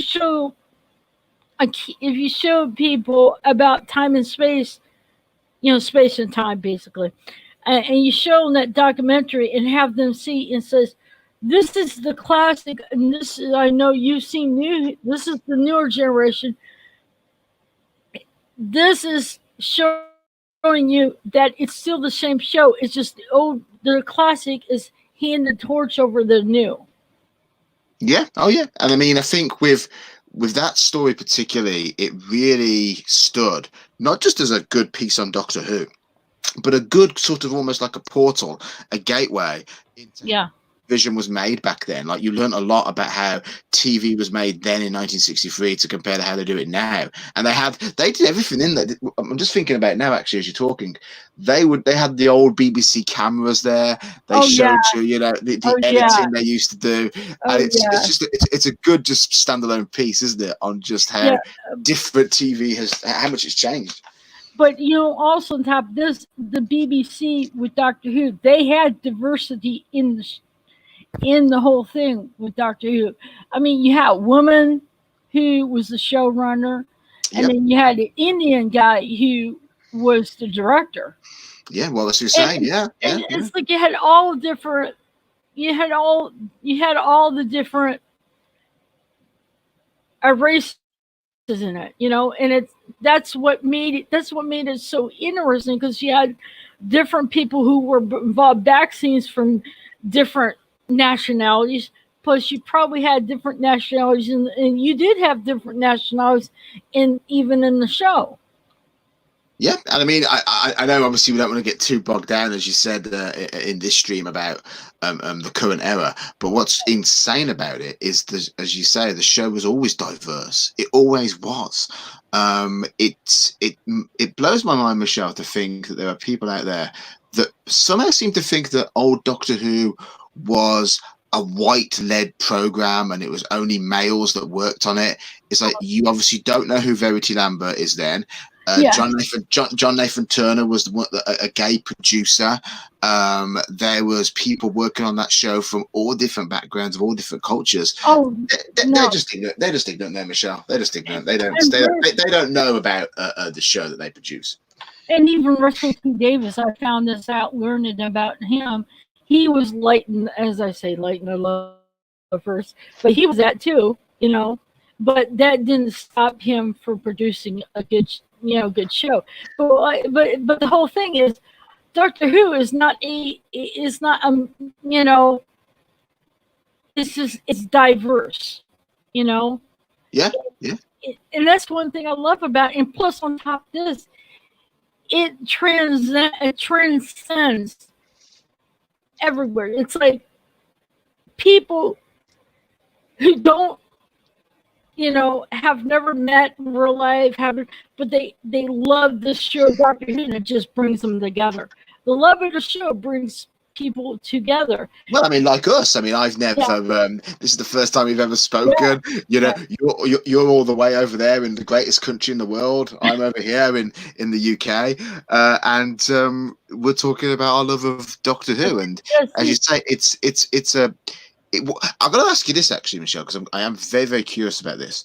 So, Okay. Doctor America. I mean, was it because, as I've said before many times, that it's a show that, if you're British, you just know it. It's built into your DNA. But in America, could I say go onto the streets of San Francisco, New York, South Carolina, somewhere, and say a TARDIS or a Dalek, and they would know what you're talking about? Would they know it straight away? People who've seen the show, who's watched the show. I mean, I'm pretty sure that a lot of people over here would know what Dalek and a TARDIS is. I mean, like I said, the classic doctors that would come over here for Comic-Con would just be amazed about the number of fans in America, for their show. That are like, there's like numerous of fans, and over here, on my side of the pond, and it's just. If you did, there would be some people over here that probably would recognize it and know what it means. I mean, but would the average person on the street know? Do you think? Because here in the UK, everyone knows it. You don't even have to have watched it. Everyone knows it. But I always find it interesting to know if I went up to just a random person in the States, if they're a fan, if they know it, they'd be like a fan, I would expect. But would just a random stranger know it? I can't really say because that's a good thought. That's a good question. There you go. That's what you've got to do tomorrow, Michelle. You've got to go out onto your streets and you've got to just go up to random people and say, "Tell me what Stutek is. Tell me what Davros is. I want to know. You tell me." Yeah, I could see that. I could see that. Well, I got I could take my sonic screwdriver with me. I Yeah, there get you go. Yeah, I got just whip out. the David Tennant. I want Matt Smith screwdriver. I want Matt. The funny thing in the Day of the Doctor, where David Tennant meets Matt Smith, and he pulls out his sonic screwdriver, hold it, and he looks for Matt. He says, "Your one's bigger." I'm like, okay, I don't want to know where my mind just went. It's automatically, sometimes you have that thing that you normally don't. But his is a bigger sonic screwdriver than Matt Smith's. But it's just them, holding up. And it's like, yeah, it's like like I said, I would like to have Matt's because Matt's is a little bit more fancier I tell you what, I will send you if you want. I have about several Matt Smith sonic screwdrivers. If you want, I will send you one. How about that? Oh, okay. You just passed it to Mr. Hyde says Michelle needs to take a mic and camera when she dies. That the post on her channel. Wait a minute, wait a minute, wait a minute, wait a minute, wait a minute. What are you saying? What are you saying, Mr. Hyde? I'm trying to hey Dean. No Superman here. No Superman here. No, we're not. What are you talking about? I'm here. I know, but Miss Dean said Dr. 50, he says it's a bird, it's a plane. And he's starting to go into that. It's like, oh no, Yeah, no. I'm Superman. I'm the real Superman. I'm just telling Dean to behave. He's the type of person that's like he can run with it. You put Dean and Rockefeller together, it's like they can run with things. Just like the goat issue. The good issue. I'm not no good stories. But I mean that's one that they ran with. And they have other ones they can just run with. Um but What was it like? What was it like in the 2013 then? Because that was like obviously 50th anniversary of Doctor Who, and out here it was everywhere, like everywhere. In the US, was there like billboards, posters? Was it advertised quite well? um uh I think I saw it after 2015, so I can honestly say because I started Doctor Who with first of all on this one thing that you can get free. Then I went to Hulu, and then BBC screwed over Hulu, and I like the tone where they're going that one because that's how I was watching New Who on. And I was like, I would like to tell BBC out there, I was like, you just screwed us over because we couldn't, I was seeing Classic Who as well on Hulu. And when that's, I was like, okay, where am I going to see it? And then I heard about BritBox, and that's how I got BritBox. Do you know, that reminds me, I actually owe you an apology because I remember I did a stream about a week ago, I think it was. Yeah. And Oh, I was talking about physical media, and I yeah. was talking about I how know. they're doing these watch-alongs, aren't they? And Oh, yeah. Phil Morris just queried on Twitter, why is there no classic Doctor Who being included in this? And then the response that he got was people saying, it's because it's not easily obtainable. And I turned around on my live stream and I was like, just go out and buy it on DVD. It's not that difficult. But I felt bad because I thought you might have taken that the wrong way. No, I really want to buy Tom Baker seasons on DVD. Oh, by the way, he just Dr. 50, which is his name is Dean. He said BBC America went all out for the 50th. Oh, that's good. That's good to know. So there's the answer to your question there. That's good to know because, again, we don't really know. We hear about how well Doctor Who's doing in America or how well it used to do, but that's what the BBC tell us. That they're going to say that. We don't really know because, unfortunately, I don't live out in America yet, but I'm working on that one.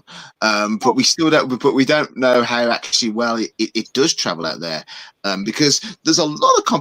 You guys have such amazing shows anyway in that genre that it's tough competition for Doctor Who. Oh, yeah. You're asking Doctor Who to compete with the likes of, Stargate and Gene Roddenberry's Andromeda and some amazing stuff. I mean, you guys, I have probably spent Doctor Who, Michelle, is probably the only British show that I actually have ever watched, and that's weird because I'm obviously a Brit. But I spent more time watching American shows, dramas, sitcoms, sci-fi than I have British shows. Doctor Who's the only one. Oh, Mrs. Liz, please no goat pictures. Please no goat pictures. All right. Well, goat icons, basically. They're going to start running with that now. But I'm just going to ignore them. They can keep on going on that. I will just ignore them. Anyway. And plus, if you say something and it's the wrong thing, they'll run with it. So you got to be careful not to do that. I learned my lesson about that one. But speaking of Gene Roddenberry, I mean, his shows, all his Star Trek films, all his Star Trek, the TV series, the Star Trek franchise, and also the movies. He done. I just wonder what he was thinking. What got him the idea of creating Star Trek? Yeah, So that's the whole. I've said this on my live streams as well in the past a couple of weeks that I'm not a big Star Trek fan. I was always more heavily into Doctor Who, but I've always respected Star Trek. Because in some ways, it's actually quite dull. I always found whenever I've tried to watch it compared to Doctor Who, I've always thought it's quite boring. But the fact that, as I perceived to be a dull show, became this massive juggernaut and pretty much became almost like the blueprint for American sci-fi.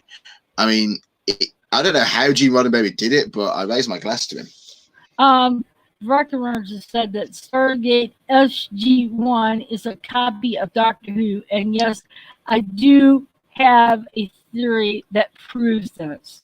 Okay, what's your theory that proves this, Rocket?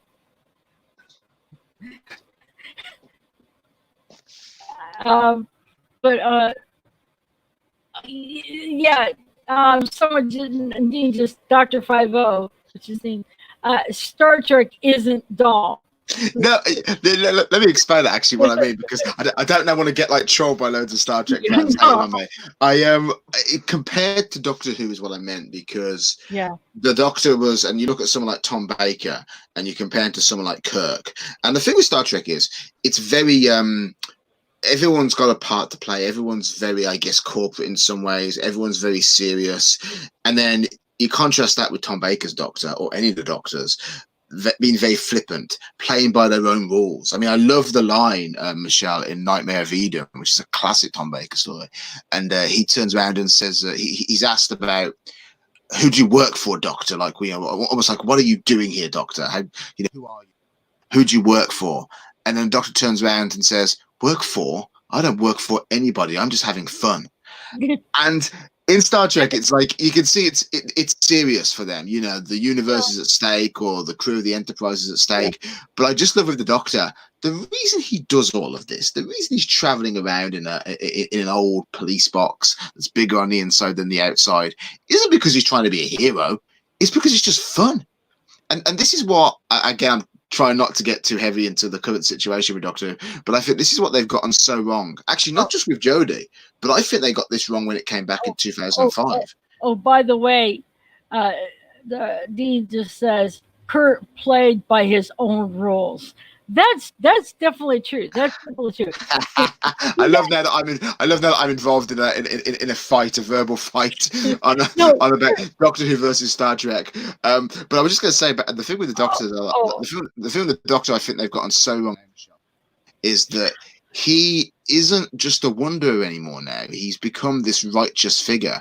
I don't want the Doctor to really be someone who goes around righting wrongs. I just want the Doctor to be someone who just blunders into situations and then kind of almost just saves the day and then disappears. I don't really like this God status that he's been given in the last couple of years. Oh, by the way, Dean says no fight. Love them both. That's good. Do you know, Dean, I will say, Dean, I love City at the Edge of Forever. That's my favorite Star Trek. Yeah. But Doctor Who's still better, Dean. Just so you know. He said something about the doctor. The doctor is a madman in a blue box. That's what Matt Smith's known. He says, I'm definitely a madman with a blue box. Yeah, yeah, and that's the thing, isn't it? That's all it is, really. Need to go into the backstory. I think one of the worst things they ever did, Michelle, in the classic series, Yeah. was ever even go to Gallifrey. I didn't need to know where the Doctor was from. It doesn't really serve. The Gallifrey stories are actually quite boring to watch for the most part. They're not that interesting. Deadly Assassin's probably the only one that's good. And I think after that, they should have just left it there. Deadly Assassin was the first time we got a chance to see Gallifrey, and that one was the first serious, well, in my mind, of Tom Baker. I mean, he actually you could see the seriousness. No, he didn't act all silly or everything. He was like dead serious. Yeah, I think the silliness with Tom, actually going back to what you said earlier about Tom going on for so long and should he have left? I think if Tom had left with Philip Hinchcliffe, the then producer, maybe been a bit better for the show, because it did get very silly. And I like the silliness, don't get me wrong. I love the Key to Time, and I love the Horns of Nymon. But it did become a show that almost became quite pantomime-y. And I think Tom's zany sense of humor, he was okay with that. I mean, he loved all that wacky stuff. But I always think the universe of the Doctor should be intrinsically quite dark anyway. And that's what makes the Doctor such an interesting character. Because if you've got a flippant Doctor, Michelle, if you've got a Doctor who's cracking jokes all the time, but he's in a serious setting like the Towns of Wing Chiang or something, it works really well. But if you've got the Doctor in a very light-hearted situation like the Horns of Nymon or something, and it's not really, the whole story isn't taking itself seriously, then the jokes with the Doctor don't work. Yeah. Another one. Talking about actors on playing the Doctor. John Pertwee did not want to deal with all this scientific mumbo jumbo. That's just not how he wrote. But yet you could still see him do a little bit of story, but you could tell that was not his forte. Now the funny thing I like is when he played maid. Okay. I think you accidentally mute your mic. Uh-oh. Sorry about that. I did it again. You did it. That's okay. I know it happens. But what I'm just saying is John Pertwee, when he did that maid in one of the episodes, I forget which one it was, is he was trying to be a maid, and Sergeant Benson says, "I like your bucket," and yes, yeah. Oh, and another part I like of Tom Baker is when he met Leela. He is these women over there. He says, "Oh, I'm gonna kill him with this deadly jelly baby," and they say, "Do it," and then he eats it. I mean, I thought that was funny. Yeah, I mean, the thing with Pertwee actually is that he was someone anyway who was known just to be a comedic actor before he got Doctor Who. Doctor Who actually is his most serious part. Like everything else he did before then on the radio was almost very light-hearted. Matthew Pounder said this. They took the comedy approach because of Mary Whitehouse. Thought the series was getting too violent. Yeah, there's a great book I'm reading at the moment called Ban This Filth, and it's about the life of Mary Whitehouse. And Michelle, it's if you want to know about the censorship of British television at the time and everything that went on with her relationship with Doctor Who, it's a great buy. It's a really good book. And it actually has letters in there that she wrote to the BBC. And there's one letter in particular that's good to read, when Tom Baker actually wrote to her personally and said, "Look, how about you just have dinner or something, and we meet up." And then she responds and she goes, "I don't eat with people who terrify children." Oh, let's just say Dr. 50 says a DA, I don't want to get censored, DAMN Mary Whitehouse. You know how he feels about that. And says she ruined so much. Yeah, I mean, censorship is yeah, I mean, it was like in the UK with Ninja Turtles. That got heavily censored here because the word ninja was considered to be overtly violent, and that pretty much chopped up the show and almost made the show less of an action adventure cartoon show and more just like a comedy. And it's only when you buy Ninja Turtles on DVD properly uncut that you really appreciate that show, because you get to see some of the things that weren't shown in the UK. The UK, I've got to say this, Michelle, is a very, particularly at that time, like we're talking the 70s and going into the 90s, were very fussy about the things they showed. Were very, and that's what I've always liked about America. It's pretty much, you guys aren't really restricted, I don't think, anyway, in terms of what gets shown on. Doesn't appear to be anyway. You guys seem to be like, yeah, let it all hang out. What's the big deal? Well, one thing I'm going to tell you something. I don't like seeing shows that let it all hang out. No holds barred. I don't like the blood. That's the reason why I like Doctor Who. There was not very much violence.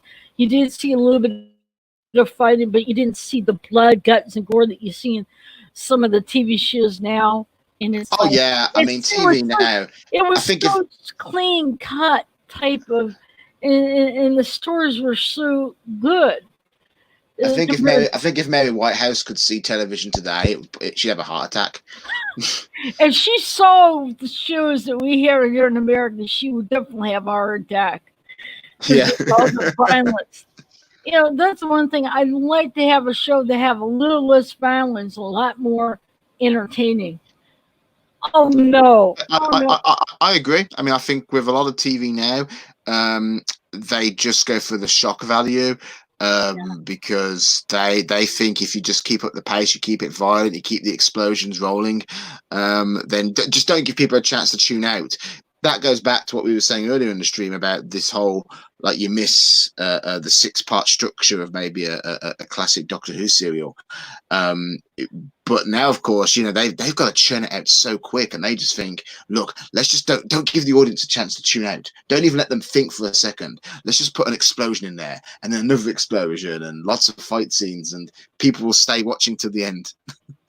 Yeah, I mean, if we had the clean cut, if we had shows kind of like Doctor Who that did have a little bit of fighting, but not the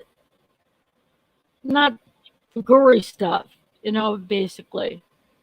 Yeah. I like stuff like that. That's the reason I like Star Trek, because there was no blood, no guts, no gore in that, and when they have fighting, you never saw that. It was so clean cut. Yeah, I think it's particularly when you get a family show like Doctor Who and Star Trek, it's nice, isn't it, to have that one show that the whole family can unite over, and you haven't got to worry about maybe the youngest member of the audience seeing something that you've got nightmares. Yeah, or you got to explain it to them later. It's like, well, when a man and a woman love each other, they do this thing. It's nice to have something that's a bit family orientated, of course. Yeah, it's just I wish the BBC would wake up and get rid of this tragedy of the era and start and get a better showrunner, better writers, and a better person to play the Doctor. Now, I think, Michelle, it's I've been on a few streams now. We've been my channel's kind of been going now for at least over about 2 weeks, and I've been on your stream, I've been on Jason's stream, loads of people's streams. And when this conversation comes up, I really only have the same response, that as bad as Chibnall is, and as bad as you think the show is, it's the BBC, mate, as a whole that's the problem. Yeah, The organisation is just so entrenched right now in this identity politics I know. I agree with thing. you on that one. I do. I do. Now I'm gonna say this. And there's a lot of people that like to have the Doctor, the Time Lord, to be a man. Of course, I always would agree that it should be men. But if you get an actress who knows how to carry sci-fi, female actress who know how to carry sci-fi, and can pull off the playing the doctor, that character, the doctor, then I would go for it. But she's got to know how to play sci-fi. But to me, Doctor will be a man in my view. But that's the only way that I would accept that. You know, Sure.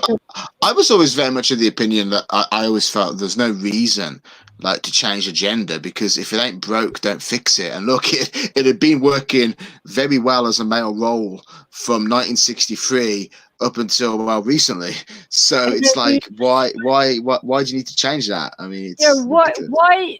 why try to fix something that's not broke? That's my view. Well, actually, Yeah, I do have the answer to that for you, Michelle. okay. Because they want to break it, because they don't like the fact that people like you, people like me, millions of people around the world love this show and feel Yeah, good watching this show. And we live in a time now where it seems like you're not allowed to feel good. You're not allowed to be happy for 5 minutes. That's why people try to break up relationships with people. That's yeah, why people try to. That's why they belittle and bully others, because they're not happy. These people who have not just wrecked Doctor Who, but they've wrecked Star Trek, Star Wars, all this stuff. They do it because they themselves are horrible, nasty people who are so miserable in their own life that they've gone, Joe, I'm going to wreck your thing. It's cruel, it's cowardly, and they're just slime balls. Sorry, I had a bit of a rant there. that's Sorry. okay. Let's see. They changed the gender of roles because they are incapable of creating anything themselves. So they take an established franchise and trash it. Now that is, I say that is spot on because that is true. Because they can't be creative. They have to go and change something, like I said, that's not broke, and just redo it all. And there was one, I was talking with one person. We were talking about episodes, and if you watch the show, episode 42, and David Tennant, it was wrote by Chimble. It was a rip off of a classic episode. Yes, And yeah, I, yeah, I yeah. and I told someone, I said I like 42, and I'm like, I'm gonna have to watch the rip when he took it up from. But see, he can't create anything. Now he can't create anything himself. He has to rip off different episodes of the classic to make a story. Now Yeah, that, there was a show. I know for a fact you guys in America would not have seen this show. It was called Born and Bred, and it used to be on Sunday nights on BBC One. Michelle, it was the thing you've ever seen. And but what's interesting about it is it was written by someone called Chris Chibnall, and you looked at it, and just nothing about it is good. The characters are bland. The characters are boring. But what's very interesting about it, Michelle, and the reason I bring it up is because he would take ideas from soap operas and other dramas that had been on, say, during the week already, and you're like, hang on a minute, I've seen that plot somewhere before. That was yeah, in last night's episode of EastEnders or Coronation Street. Like he's ripping off other shows in his poxy Sunday night show. And I mean, no surprise, it didn't do that well. I mean, it got cancelled after one season. So Rocket says this is every show these people infest crashes and burns. Not one has been a success. that's what they Yeah, want, though. That's what they want. They want it to crash and burn, as I say. They yeah. don't like the fact that we enjoy these shows, and they want it to crash and burn. That's their goal. That's their mission. Yeah, that's the one thing. I would like to see it come back with with good writing and a good person to play the doctor, actor, and a better showrunner. But I know that's not going to happen. And another thing that they were saying is like the BBC don't even pay attention to the ratings. Oh, No, and oh, Michelle, they don't. I mean, in America, like you guys out there, it's if a show's not doing well, then straight away it gets cancelled. I mean, I'm a fan of so many American shows that only yeah, got one season. yeah, if Because, the show didn't do good here in the U.S., it's done. yeah, Uh, it was like the Knight Rider remake they did in 2008. I loved that. I thought it was so good. And then it I was was it was interesting because the guy found out that Michael Knight was his father. Yeah, that's it. Yeah, and I Like, love that. I like, love that they continued it. It was almost like it wasn't a reboot. It was a direct continuation from the classic series of yeah, Knight Rider into the modern era. But again, ratings, people didn't like it. Obviously, not enough people, and it got chopped. But here in the UK, Michelle, the BBC, they don't care about ratings. They don't need to worry about ratings because they got the license fee. They've got the saps like me who pay for it. We protect the BBC from worrying about ratings. yeah. So sorry about that. Yeah, that's okay. Matthew Parker says bring back McCarthy hearings.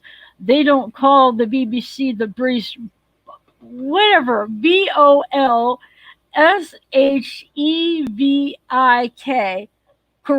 corporation for nothing. Don't ask me what that second word is. I can't spell. No, I'm just thinking, what's that mean? I'm sure it's a derogatory term there. So we'll let that sit. Let's see. Then Liz says women deserve to have a strong original rose written for them. They shouldn't have to put up with taking a role from a man. So true, so true. That's what they're doing. Is they think, well, women need to have these roles handed to her. Take it for instance. I grew up watching Charlie's Angels, and I've seen the first two movies, and they weren't all that bad. Found out the second one, the next movie, Charlie's Angels, they made Bosley a woman. Now wait a minute. All this time, Bosley was a man, and you turn around and make this character a female. No, wait a minute here. I don't know why. I don't know why they take these roles that have been male characters for so long and then give it to a woman. Well, I think they should bring Buffy and Xena Warrior Princess back, but make them men. Make them men. Oh God, that would be interesting. There we go. That's what they should do. I mean, Xena. I mean, because Xena was a spin-off anyway from Hercules. Oh yeah, Xena was. She was a badass kicking woman. Yeah, man, I love that show. I mean, that show is I'd say Hercules and Xena, only secondary to Doctor Who, are my two favorite shows. And that and again, isn't it funny, Michelle? These people go on about how it's about time we had strong, independent women. You've obviously never seen Xena Warrior Princess. Then you've obviously never seen Buffy the Vampire Slayer. Oh, I have seen Xena.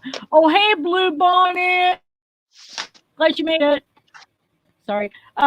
Dean says Charlie's Angels were great. Ruined by wokeness. The producer said it wasn't made for men, so no one went to see it, and then blamed men for being sexist. Doesn't that sound like what they're saying about Doctor Who, about people not liking Jodie as a doctor? Men saying that they don't like Jodie as a doctor.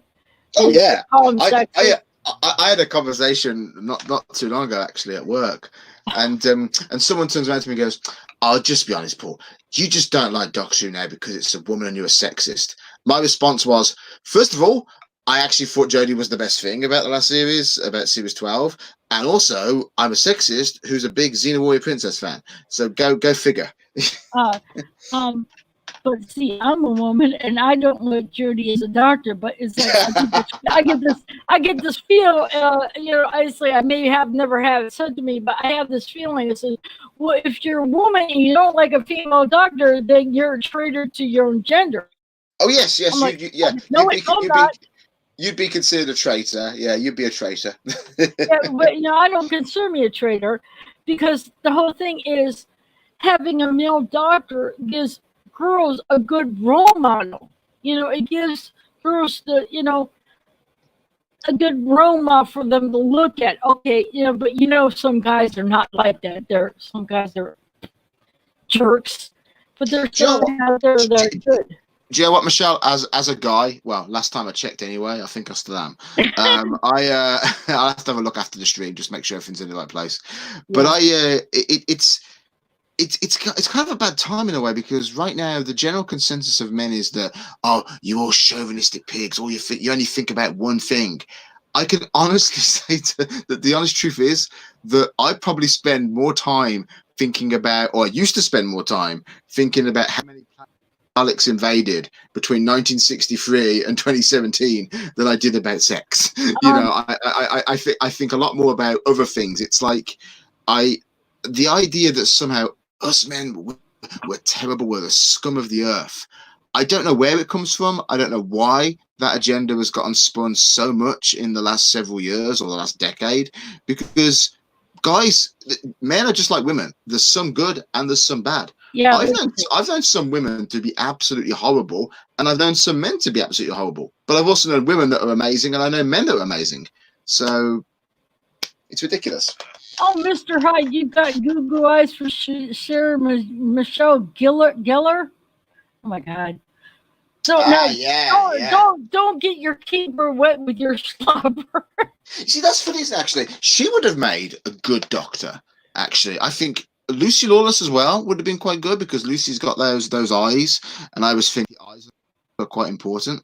There were many actresses. I think if Doctor Who had carried on into the 90s, when the Xena thing was going on and the Buffy thing was going on, I absolutely think at that time in our pop culture and history, the Doctor would have been a woman. I think after Paul McGann, if Paul McGann had got a full series and say done 5-6 years, whatever, I think after that, there probably would have been that would have been the moment to have a female Doctor, and Lucy Lawless could have played it. Sarah Michelle Gellar could have played it.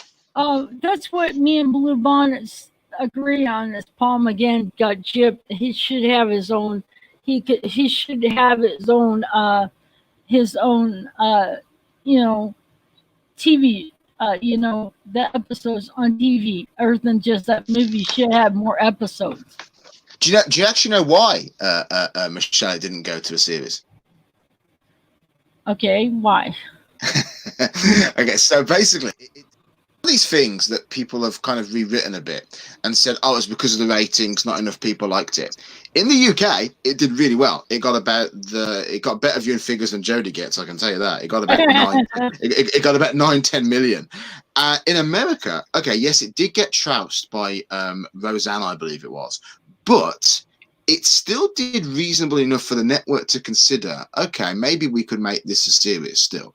But it came down to one thing. So it was a co-production between Universal, Fox, and the BBC. And it obviously was during the pilot season when they put out all these different pilots for these different shows. And they came down to two choices. Universal and Fox could either go ahead with Doctor Who, which they would own as a 50-50 partnership with the BBC, or they could put onto air as a series the other show they did during that pilot season, which was a show called Sliders. And they own 100% of Sliders. They own 50%. It made more sense for them to go with Sliders than it did Doctor Who, because on pure business alone, they own that property. That would be theirs to control. With Doctor Who, they would be in a joint production with a company overseas, and all the headaches that would entail. Like we said earlier in the stream when we first started, the Daleks originally were going to be in the TV movie. And then it was the American side of it that were like, well, we don't know what a Dalek is, but how about that master character? He looks quite good. We can throw a big name actor in there, and we'll do that. But that's the reason why, Michelle, it never really went to a series. It wasn't so much the ratings. It was just the fact that it came down to pure business, that they own 100% of one property and they only own 50% of another one. Okay, here's the thing here. How would you feel if America ended up taking over the Doctor Who franchise and created created the show, I bring out the show. love that. I'd love that. Okay, I think that it would be great. I think it would be one of the best things that ever happened to the show, because you okay. guys out there have writers that are so versed in that genre. It would be amazing.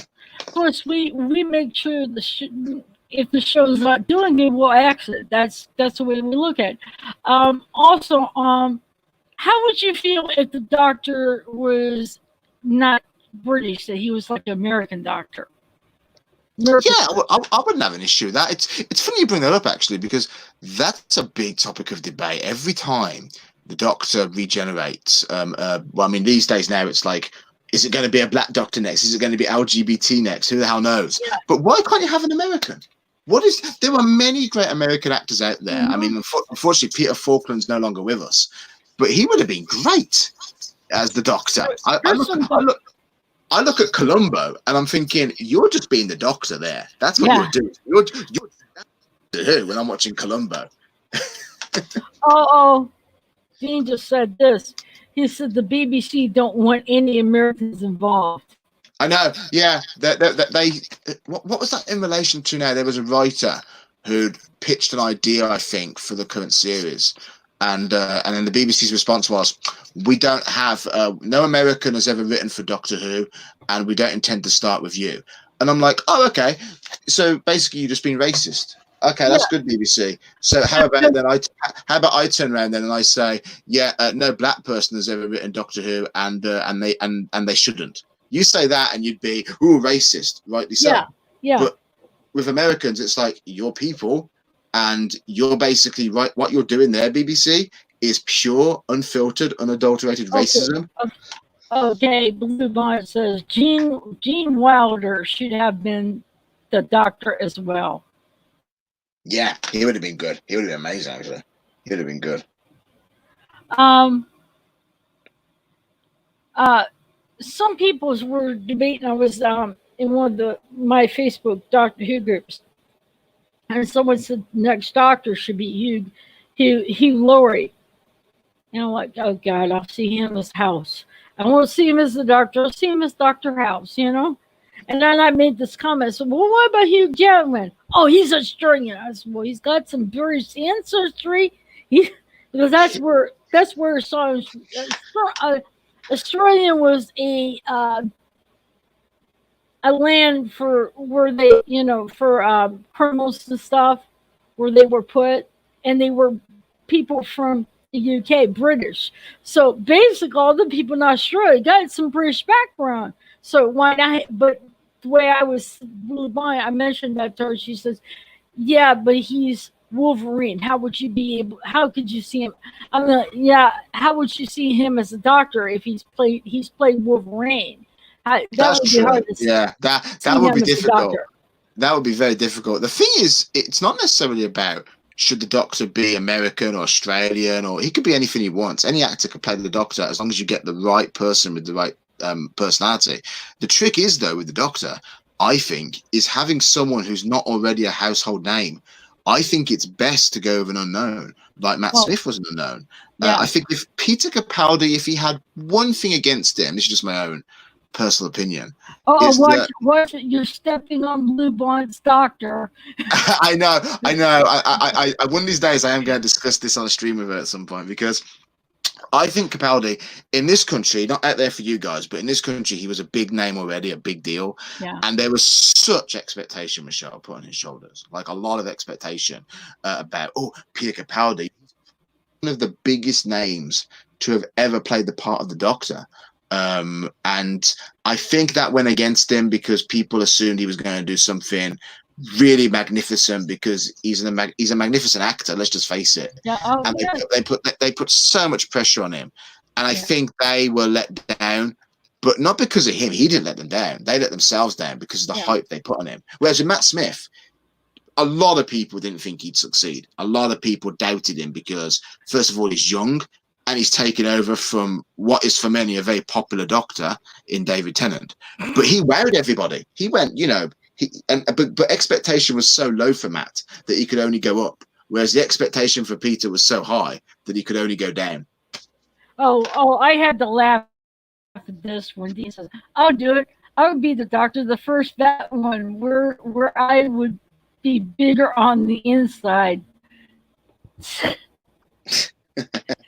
And good. But basically, Liz said she said Hugh Jackman would be awesome and a very nicely. Okay, Liz, I know where your mind at. But you know what? But I'm glad she said that, because I don't think there's anything wrong with the Doctor looking attractive. I don't think there's anything necessarily wrong with the companions being sexy. I mean, TV is show, right? It's all about being attracted to someone, or attracted to an idea, or attracted to a script. If she wants to fancy the Doctor, I'm fine with that. My issue with David Tennant isn't so much. My issue with Tennant isn't so much the fact that he's a good-looking Doctor. It's just I think he was almost overrated. Yeah. To the point where every Doctor since has almost lived in his shadow unfairly, and I don't think that's fair on Matt. I don't think it's fair on Peter, and I'll even say this controversially: I don't even think it's fair. Now I know we all have our issues with her on some level, but Tennant was good, but the show's moved on since then, and everyone's done something different with it. Hi, Daniel. Sorry. That's okay. Matthew Ponder says Capaldi needed better stories, and he did towards his last season. Kind of got weirdly wonky. Basically, I didn't like the monk story. That I love that 3-parter. I know. That. But the monk story was like. I mean, I'm not saying that was bad. It just, to me, it's like kind of blah, But that's me. Like you said, not everybody is gonna love all the stories. There's gonna be some stories that some people are just gonna like, ugh, Oh, sure, absolutely. People. I mean, it's also funny, as Michelle, as well. Around that time, though, if you look at Series 10 and Series 9, but Series 9 was, I think, better than Series 10. But you can see the rotting of the show starting to settle in now. You can see the nonsense that we've now been pretty much bombarded with for the last 2 years. You can see its origins. You can see it slowly growing. A little bit in Series 9, but a hell of a lot in Series 10. And it's there for everyone to see. All the woke stuff, all the identity politics. There's references to Trump in there. It's ridiculous. Okay. I'm sorry if I took a look at rock. Capaldi needed better stories. Whittaker needs shooting into the sun out of a giant cannon. Yeah. I think everybody, a lot of people that don't like her would love to shoot her out of the cannon into the sun. But the funny part that I got out of watching the last episode of Peter Capaldi, that's special, where Jodie fell out of the TARDIS. My thought is like, oh God, the TARDIS is rejecting her. He's like, they're not a man. Do you know what? I've actually written my own personal fanfic, really, correcting all the mess that Chibs has done, and I start it basically at the end of Twice Upon a Time with Capaldi regenerating into Jodie, and I write Michelle a whole almost chapter, almost like you're in the head of the TARDIS. And the TARDIS is rejecting. It's basically almost like it's eaten a piece of rotten meat, and it's just thrown it out because it tastes disgusting. That's kind of what I've done with that. Yeah, but the thing is but it's funny how the TARDIS just kicked her out.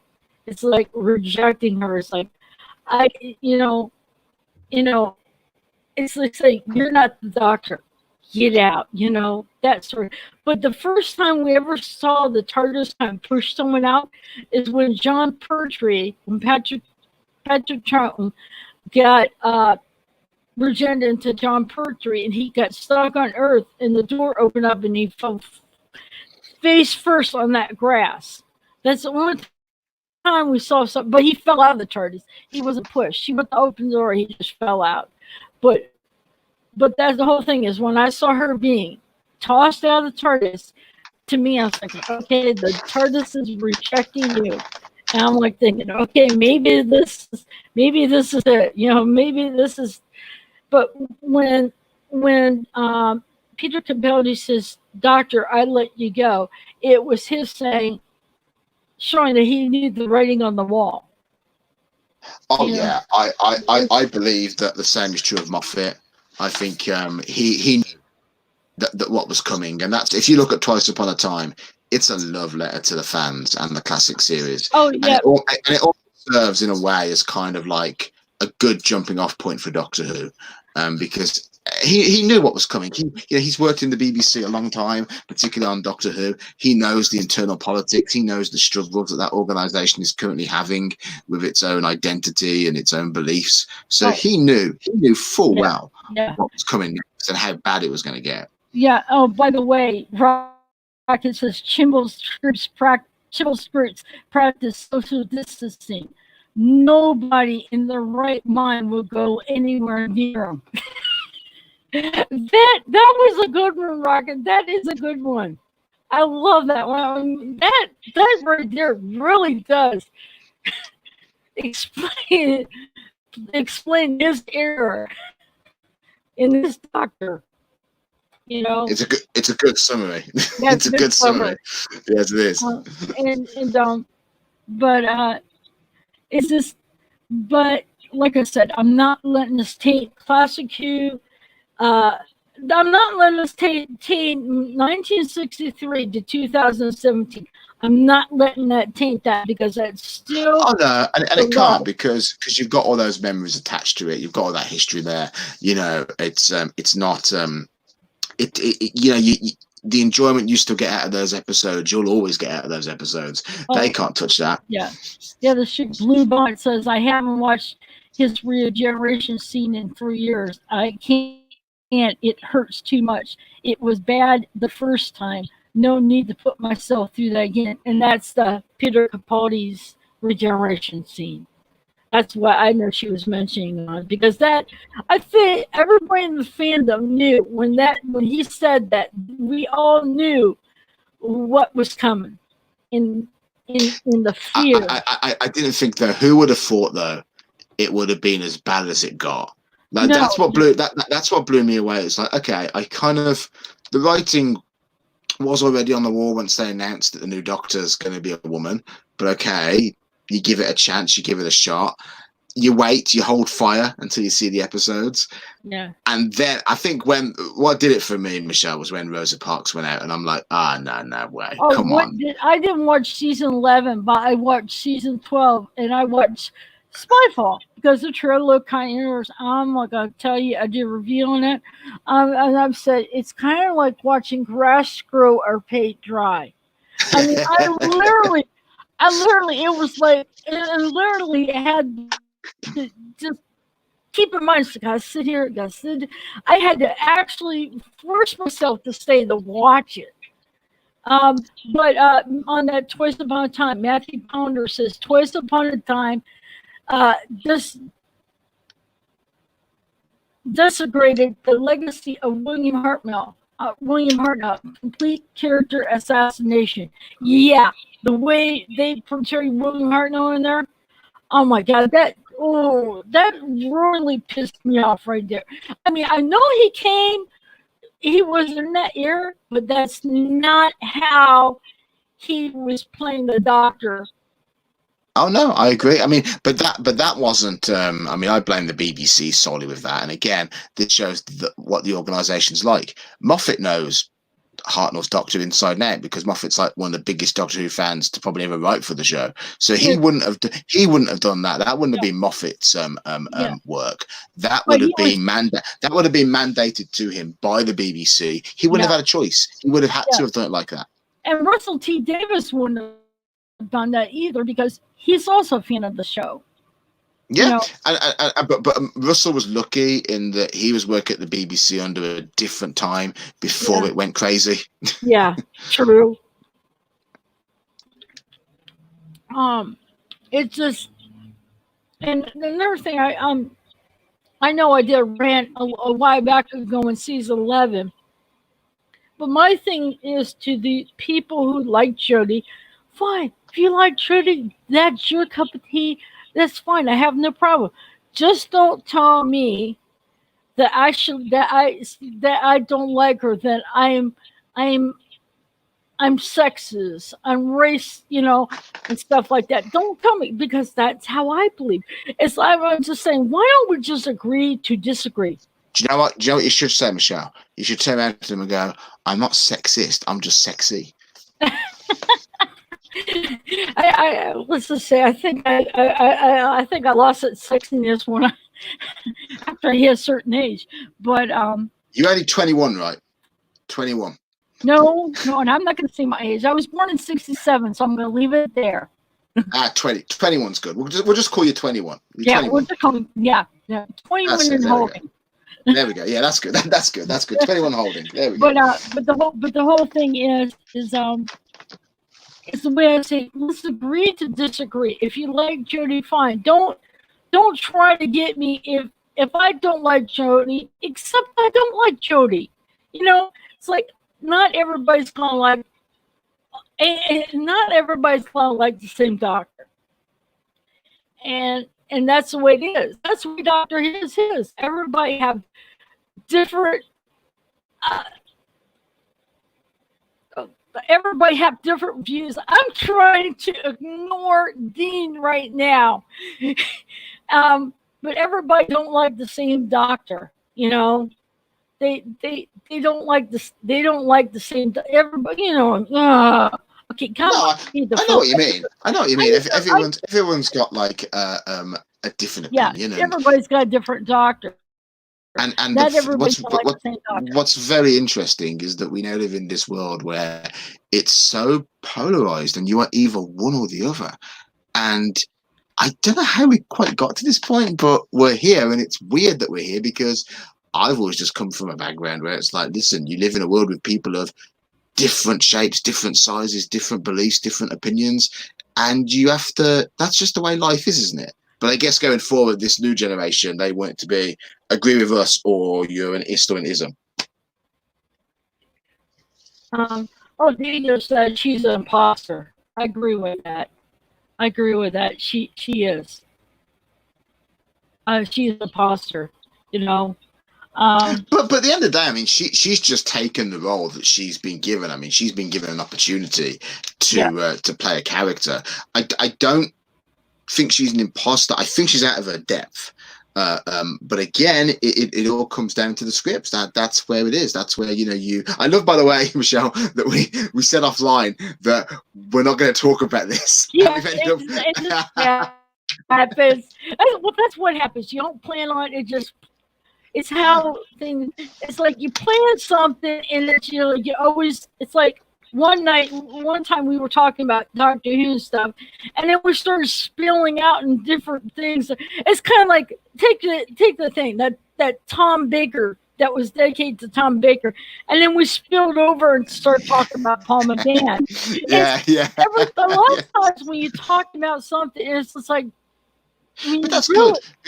That's good because one of the things channel is to just keep it free flowing for the most part, like not really box it into one particular kind of topic. You can talk Doctor Who, you can talk other things, you can talk politics, life, the universe, everything really. It's that's kind of how life is, and again, going back to what you're saying about opinions, and these people just don't want to live in a world where someone has a different opinion.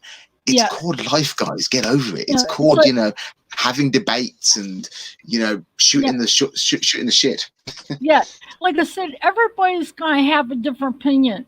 That's why everybody has a-holes. They're all alike. Everybody has an opinion, just like they have buttholes. I hope I don't get censored by YouTube by saying that. But that's the truth. Everybody has them, and that's their opinion. And so it's like this is a country we here in America. We all can have opinions. We can like or dislike something. What? How do you think the America you grew up with then to the America that you're living in now, is it different in terms of Um, the culture and the oh, atmosphere? well, when I grew up in the era in the 80s, I was a teenager. When I was born 67, all the way. When I was a teenager, we could, even when I was a kid, I could play outside and not have to worry about anything. It's now you have to worry about guns. You have to worry about uh, pr- uh, uh, pedophiles. You have to worry about being kidnapped and going into a sex trafficking ring. You know, but back when I was a kid, we had no fear. We could go out and do what we want to do. Yeah, we had the gangs and the drugs and stuff like that, but it's like now we could do, we could do whatever we want to do. Mm.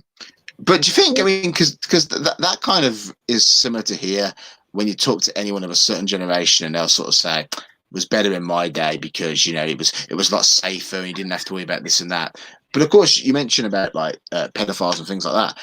It's the internet that really is home to that kind of stuff. The I internet, I had find, is the internet's probably a lot more riddled with that kind of evil than the outdoors is. Oh, by the way, Blue Bonnet said, remember Thomas about her, I thought would be, and she said, "Oh God, if that were true, I would have been banned from YouTube." I just like said that's like, um, but but the whole thing is, oh, Blue Bonnet says, she says, "Oh my God, yes, I miss the '80s. People were much happier and way better television and music." Yes, that's another thing too. Our music wasn't tainted by sex, wasn't this and that, you know, and our shows were cleaner, and we didn't have any of that nastiness that we have now. Mm. Yeah, I think. I mean, it was a more innocent time, wasn't it? Really. Yeah, And now it's like the world we live in now. It's innocence. It's almost like you don't have time to be a kid anymore. Now it feels you don't have no. Oh, now. Daniel You says know, Daniel said I would love to visit America again. Yeah, it's like it's just times changing. We got school shootings. It's like all this stuff, you know, but you still have some goodness over here. I mean, there's still some good stuff. I can honestly say this, Michelle. All the times I've been out there in the last couple of years, it's been the best time of my life. First of all, nothing is better than American women. American women are the best, and particularly in South Carolina, I will say. But I I think the standard of living is better out there. I think you guys are more optimistic out there than we Brits are. I could, if I had the money and I had the resources, I would move out to America in a shot. I mean, it's something I'm working towards. My plan is one day, I guess, to kind of try and obtain that American dream. The American wife, the kids, the house, the picket fence. That Yeah, kind of that's the image that I grew up with of America anyway. Like growing yeah, up in the 80s and the 90s, yeah. that was the image that you got. But as times go on, things had changed and stuff like that. Um, Do you but not think that's obtainable now? Then the American dream. Do you think um, that's something that's eroded away a bit? no, it is attainable. It is attainable. Just the dynamic has changed in certain things. Back when I was growing up, you could get a really good job that pay good money. Nowadays, more jobs that are good are part time, and then they don't pay. And if part time, you don't get help. You don't get health insurance, and it's that's the thing. It's the jobs have gone south. I'd imagine as well that's probably going to get even harder now post the kind of the current pandemic, because if Yeah, you were unemployed before the virus, you were finding it tough. Now you're going to find it even tougher because no one's going to be hiring because these businesses are going belly up. yeah. That's the whole thing is. But the way I look at it is this pandemic. Look at the pandemic of the Spanish flu, and look how we survived through that. There may be troubled times now, but we will get through. That's the way I look at it. It's like no matter what part of the country, we'll all get through this. It's just we got toughen up and do what we can because we need to protect our elderly too. And those people who have health issues like breathing and heart issues and stuff. Um, my mom has have breathing issues and stuff, and my dad has AFib. So I have to be cautious with them because and they're older too.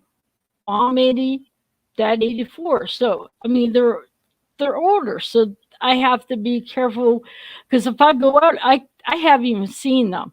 I've My dad has taken us and stuff, and I've seen my dad, but I haven't seen my mom. So it's this is the one thing I hate about this because I want to have as much time with them.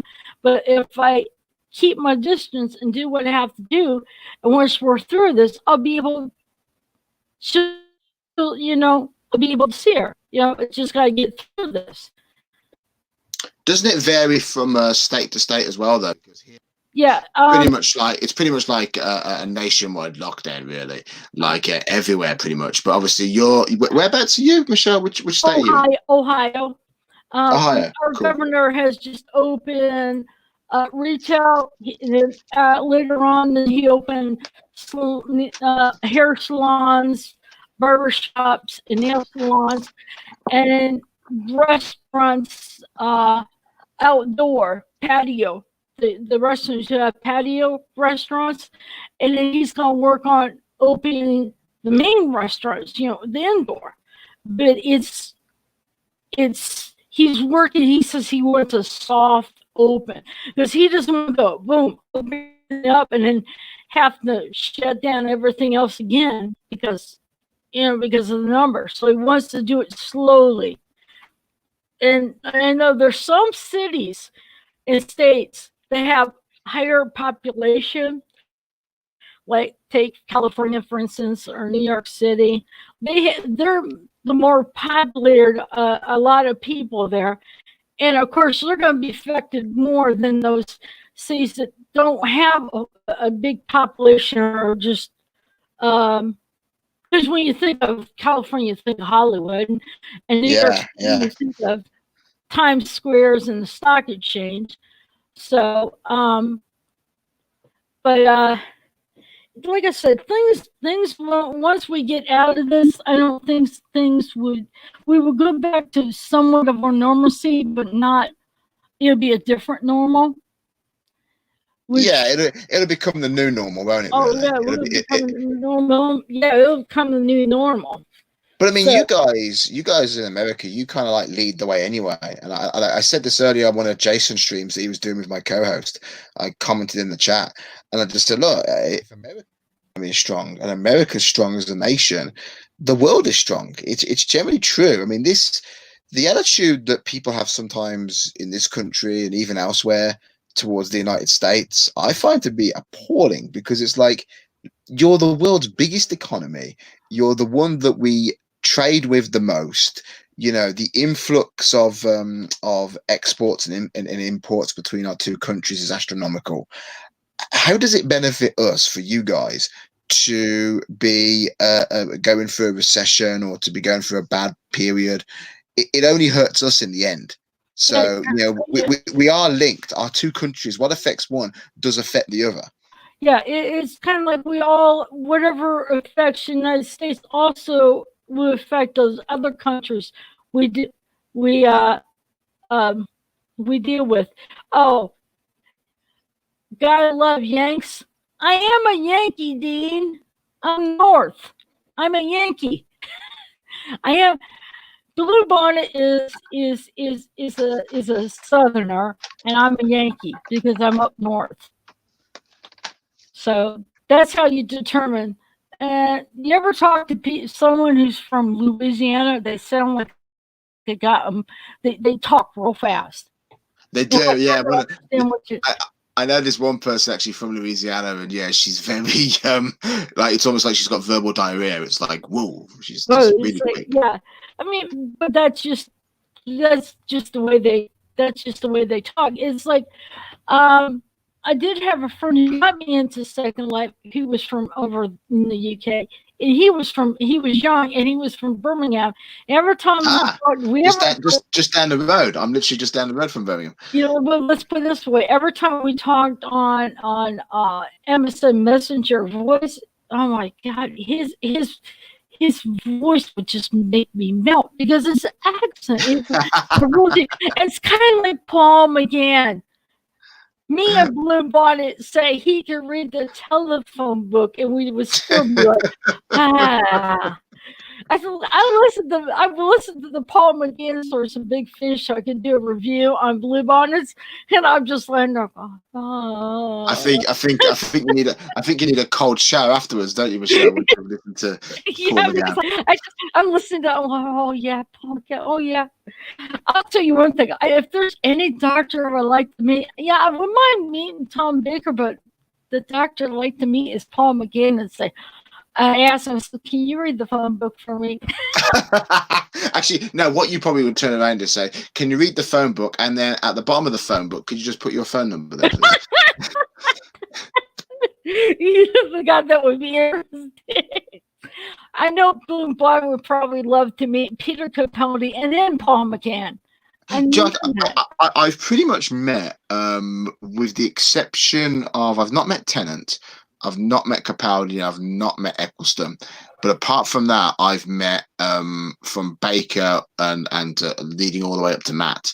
And I honestly, Michelle, none of them have ever been anything but courteous and generous to their fans. I've never seen or heard any bad stories about them at all. Um, they always just seem like they appreciate the fan base, and honestly, I don't know about Jodie. I don't know what she's like to me. No, I don't. I'm not going to just phone to the bus and say, oh, she's horrible to her fans. I don't know. I've never met the woman.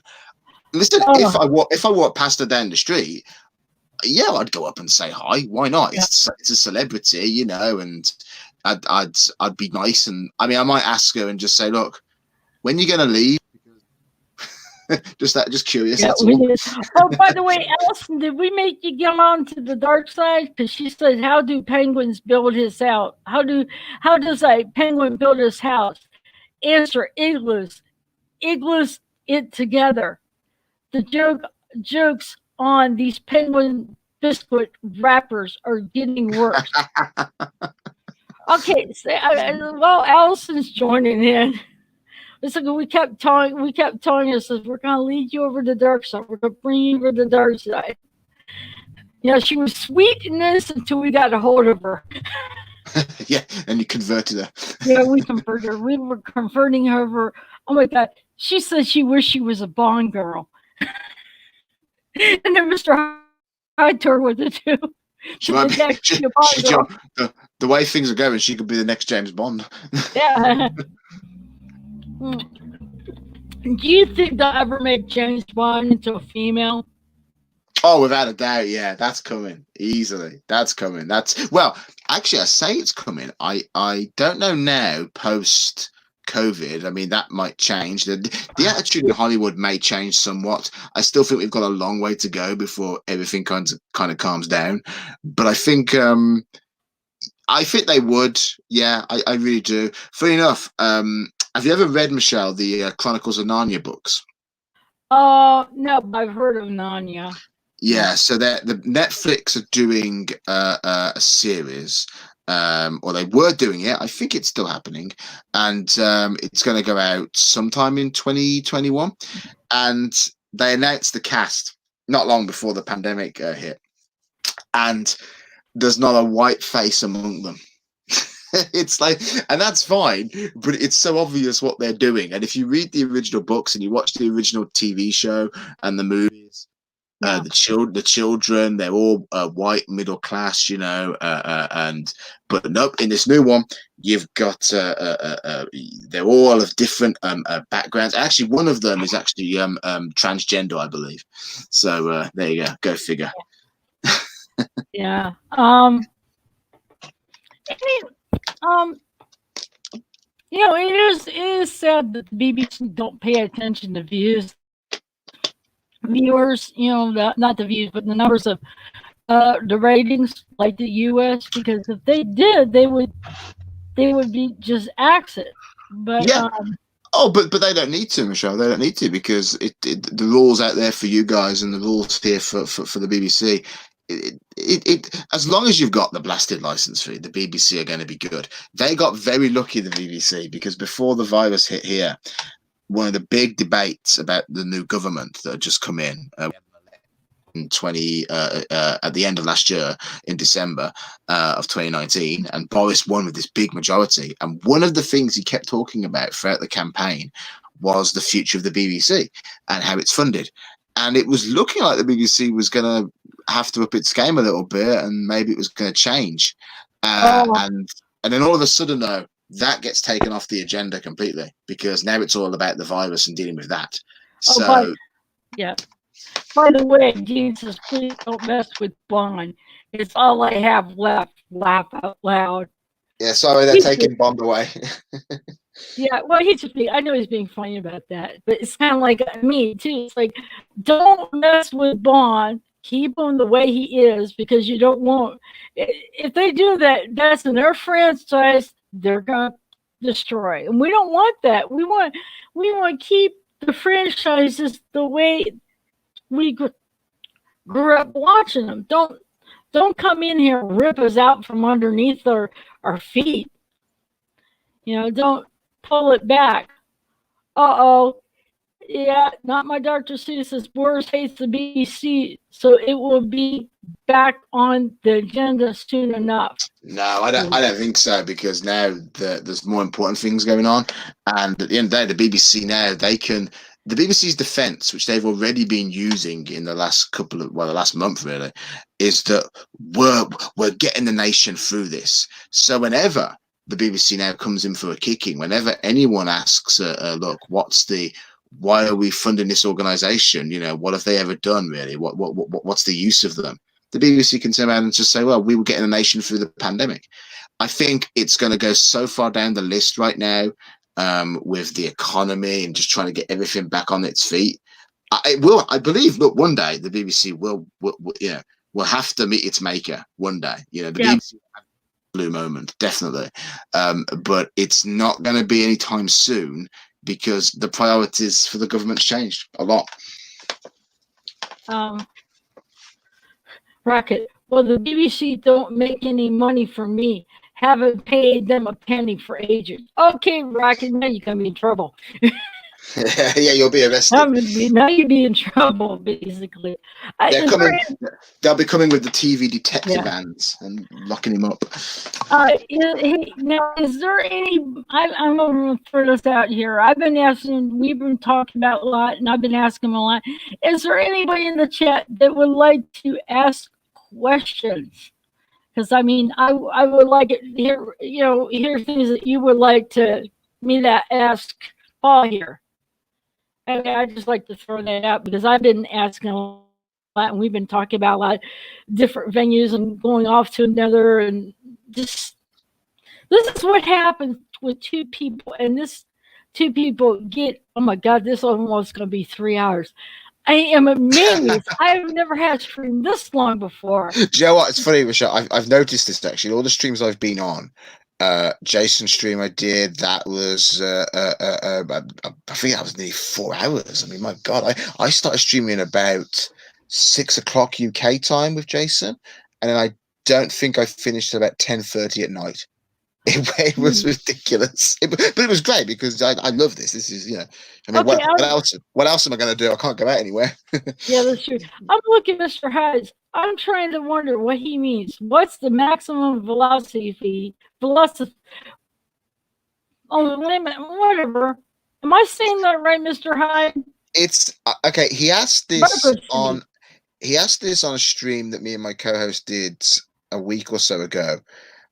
It's a reference to something, but I don't know what it is. Isn't it a lyric or something from a music video? I don't know.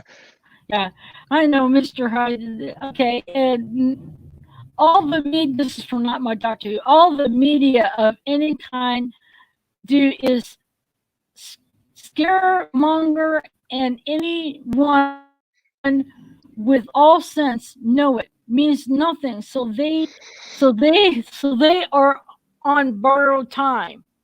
I wonder if he means the BBC. Monty Or Python. That's where it's from. Monty oh, you mean Python the started.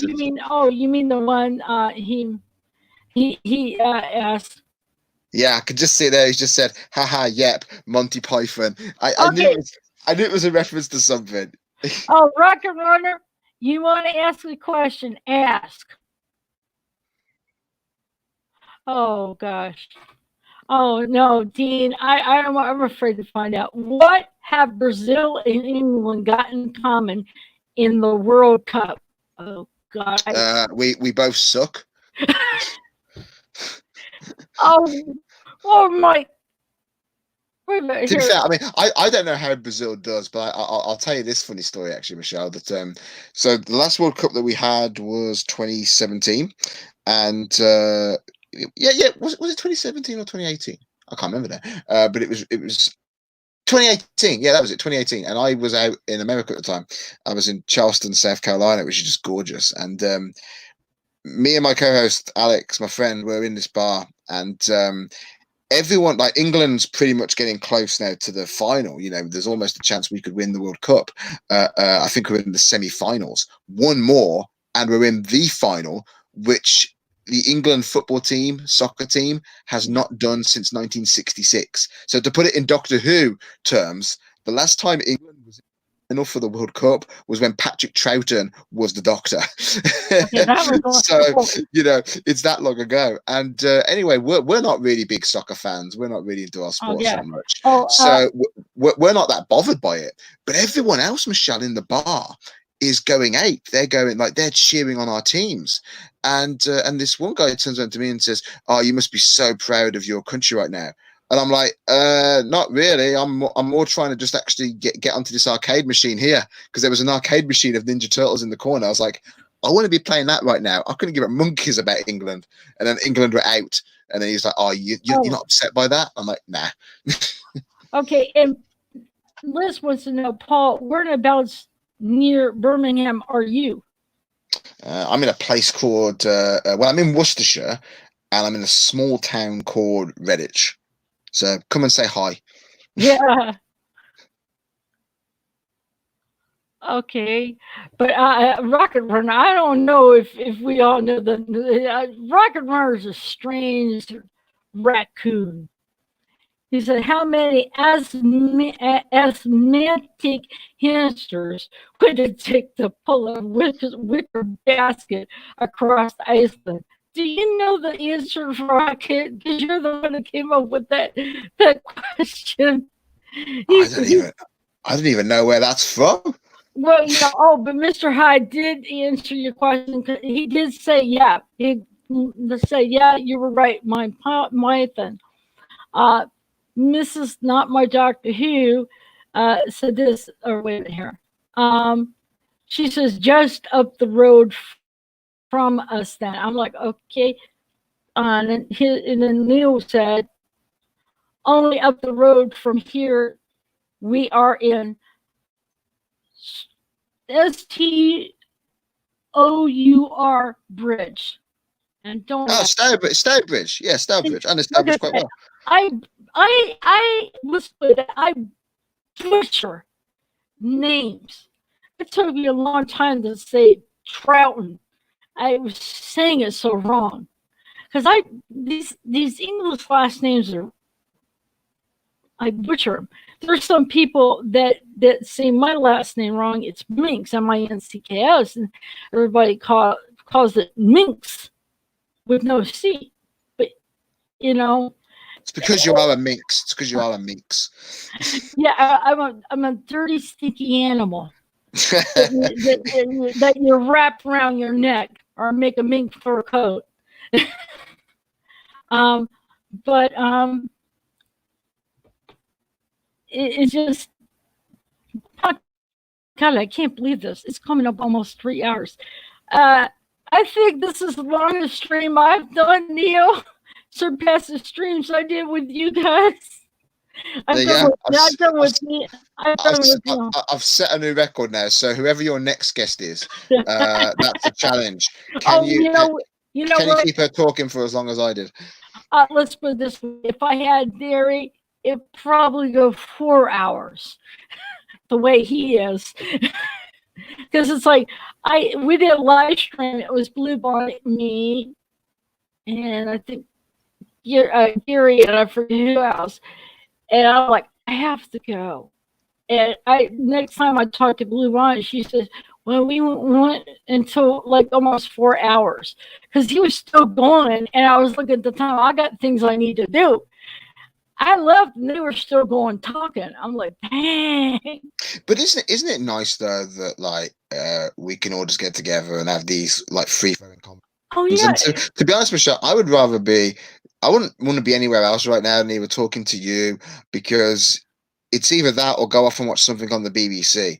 I'm like, nah, I'm good. I'm good. I'll talk to you for another hour. I'm good. But like I said, it's like me and Mr. Hyde streamed last night, and was Gary, me, and Neil. It was the four of us, those little squares. But we looked at the time, and it's like, geez. And this is what we say. It's like when you get two people together talking about favorite shows and certain things, and it's like you just get carried away because it's like two friends talking, right? Talking about. Absolutely, and the thing is as well, Michelle, that I've noticed a lot in my line of work that I do, is that I wouldn't say I'm the oldest person on my team, but I'm 36, so there's a couple of younger ones on there, like in their 80s, and they have no communication skills whatsoever. They are ingrained in their phones, and they don't want to have a phone call. They don't even want to talk when you're having lunch. They're just staring at their phones, and it's like, oh, I know. I went to like a oh god, steak and shake, sure. And with my mom, we went to like a steak and shake for like lunch, and we're just sitting there. Me and my mom are talking, and you look over and you see these two people going just on their phones. I said, I mean, when I was a kid and we had dinner, it's like we didn't have phones. We had conversation. Yeah. That's the one thing. That's the one thing I don't like these people to go to a place to eat dinner and they bring their plastic phones and they're playing on them. I'm like, what is this supposed to be? This is supposed to be a meal, enjoyment. Oh wait, it's like people are so wrapped up in technology. They gotta have the latest phones and the best tablets or the best laptops and everything. They got to have the best. And it's like, yeah, you got to pay out the nose for this stuff. To be fair though, no. To be fair though, I do need a new laptop. I'm not. Don't take that. But what I'm just talking about is people spending all this money for fancy laptop. I mean, going overboard. Yeah, I mean it's funny. I was at a party not that long ago actually, and everyone on the table really was texting away, and I noticed that there was this couple there, and they were having a conversation through text, and they were like sitting right next to each other. Now wait a minute, something's wrong with this picture. Something's wrong with this picture. That's talking to a person you're sitting right across and on the phone in a text form, but not. No. I mean, maybe they were slagging me off or something. I look at Paul. Who does he think he is, just sitting there? Like, I don't know. But it was like, look, you can't have a verbal back and forth with each other. You've got to do it by text. I hate text. I must admit, I'm pretty bad at responding to messages on text. My boyfriend's the same way. Is why text when you have a phone and to call? Yeah, It's better to call. I think you probably learnt that when you were messaging me. It takes me a while to respond because I just what I do with my phone is a little heads up to anyone that messages me, and feel free to add me on Facebook. By the way, I could do with the I number. have you. I have a different. Yeah. Yeah, you've added me. So anyone else, just I'll add you and follow me on Twitter and all that kind of nonsense. But I if you message me, I will respond, but it will probably take me an hour or two because I will always I do all my text, my tweeting from my room, and then I leave my phone in my bedroom. And then if I go to work, I leave my phone here. I go driving, I leave my phone here.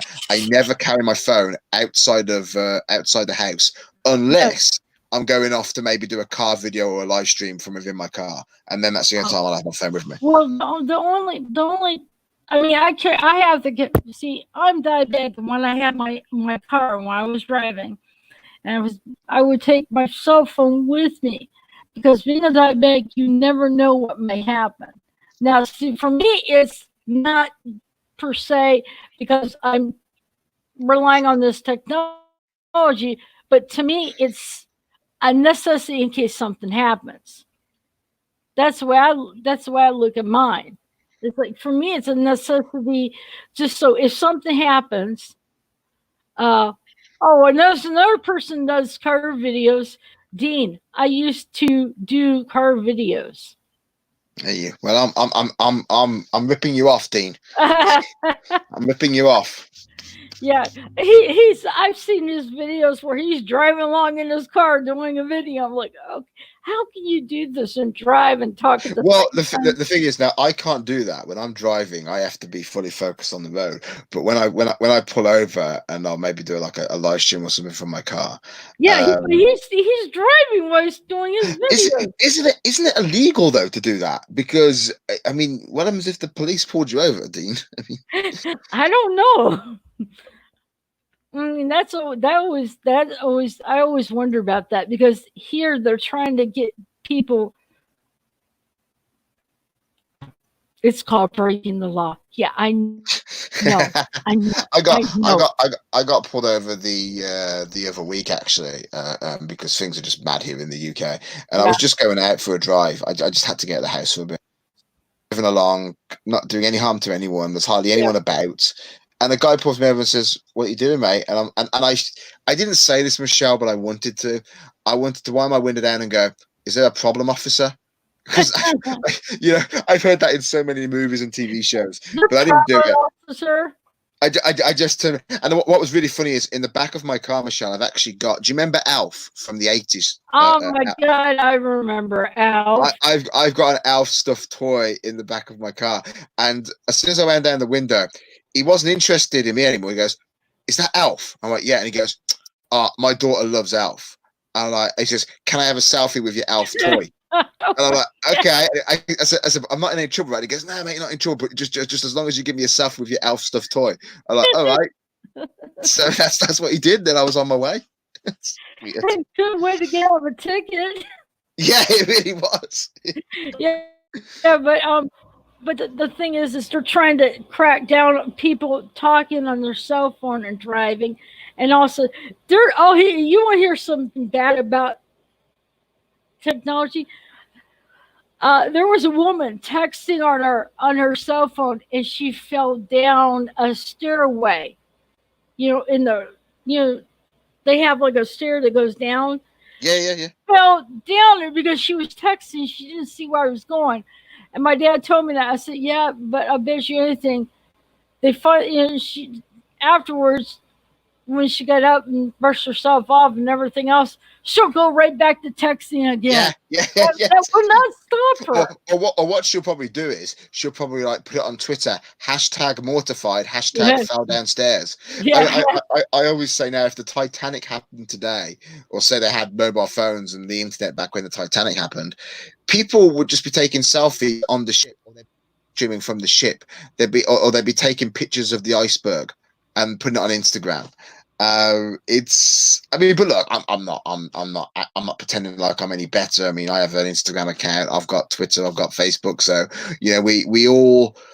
we've all succumbed to this world, but Yeah, it is a very vain world that we're in. But we're all guilty of it. I mean, yeah, by definition of us doing this, it's like, here I am talking to you, having a great conversation, yeah, but I'm just assuming that people are going to be in the slightest bit interested in what I have to say. yeah, And I think on some level we've all got a bit of a narcissist in us to kind of think my opinions are important. yeah, yeah. God, this is the one of the longest streams I've done. Now it's like I've been doing YouTube videos pre-recorded. It was Blue Bonnet who did me a first live stream.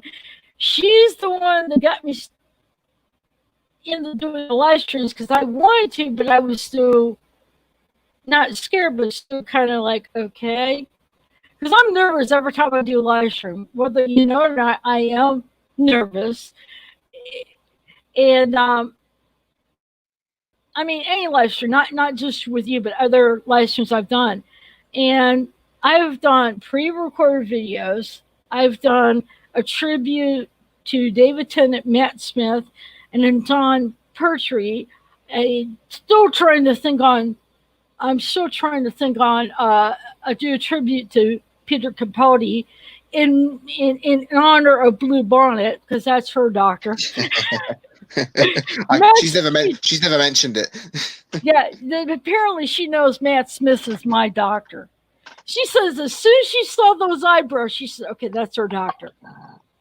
As soon as she saw the eyebrows in the Day of the Doctor, when they say all 13, it was with Christopher Guy, and she says as soon as she saw those eyebrows, she knew that was her doctor.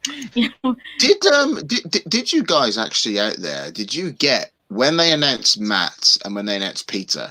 They did a big live event on the BBC to announce it. Did you get those out there? I don't know. Blue Bonnet might know that because I didn't start watching it till like it's like they were always. I didn't. I don't know. I don't remember about Peter Capaldi because I got into it kind of late, basically, and I don't know if Blue Bonnet was there big was there big shindig? She saw one with Peter.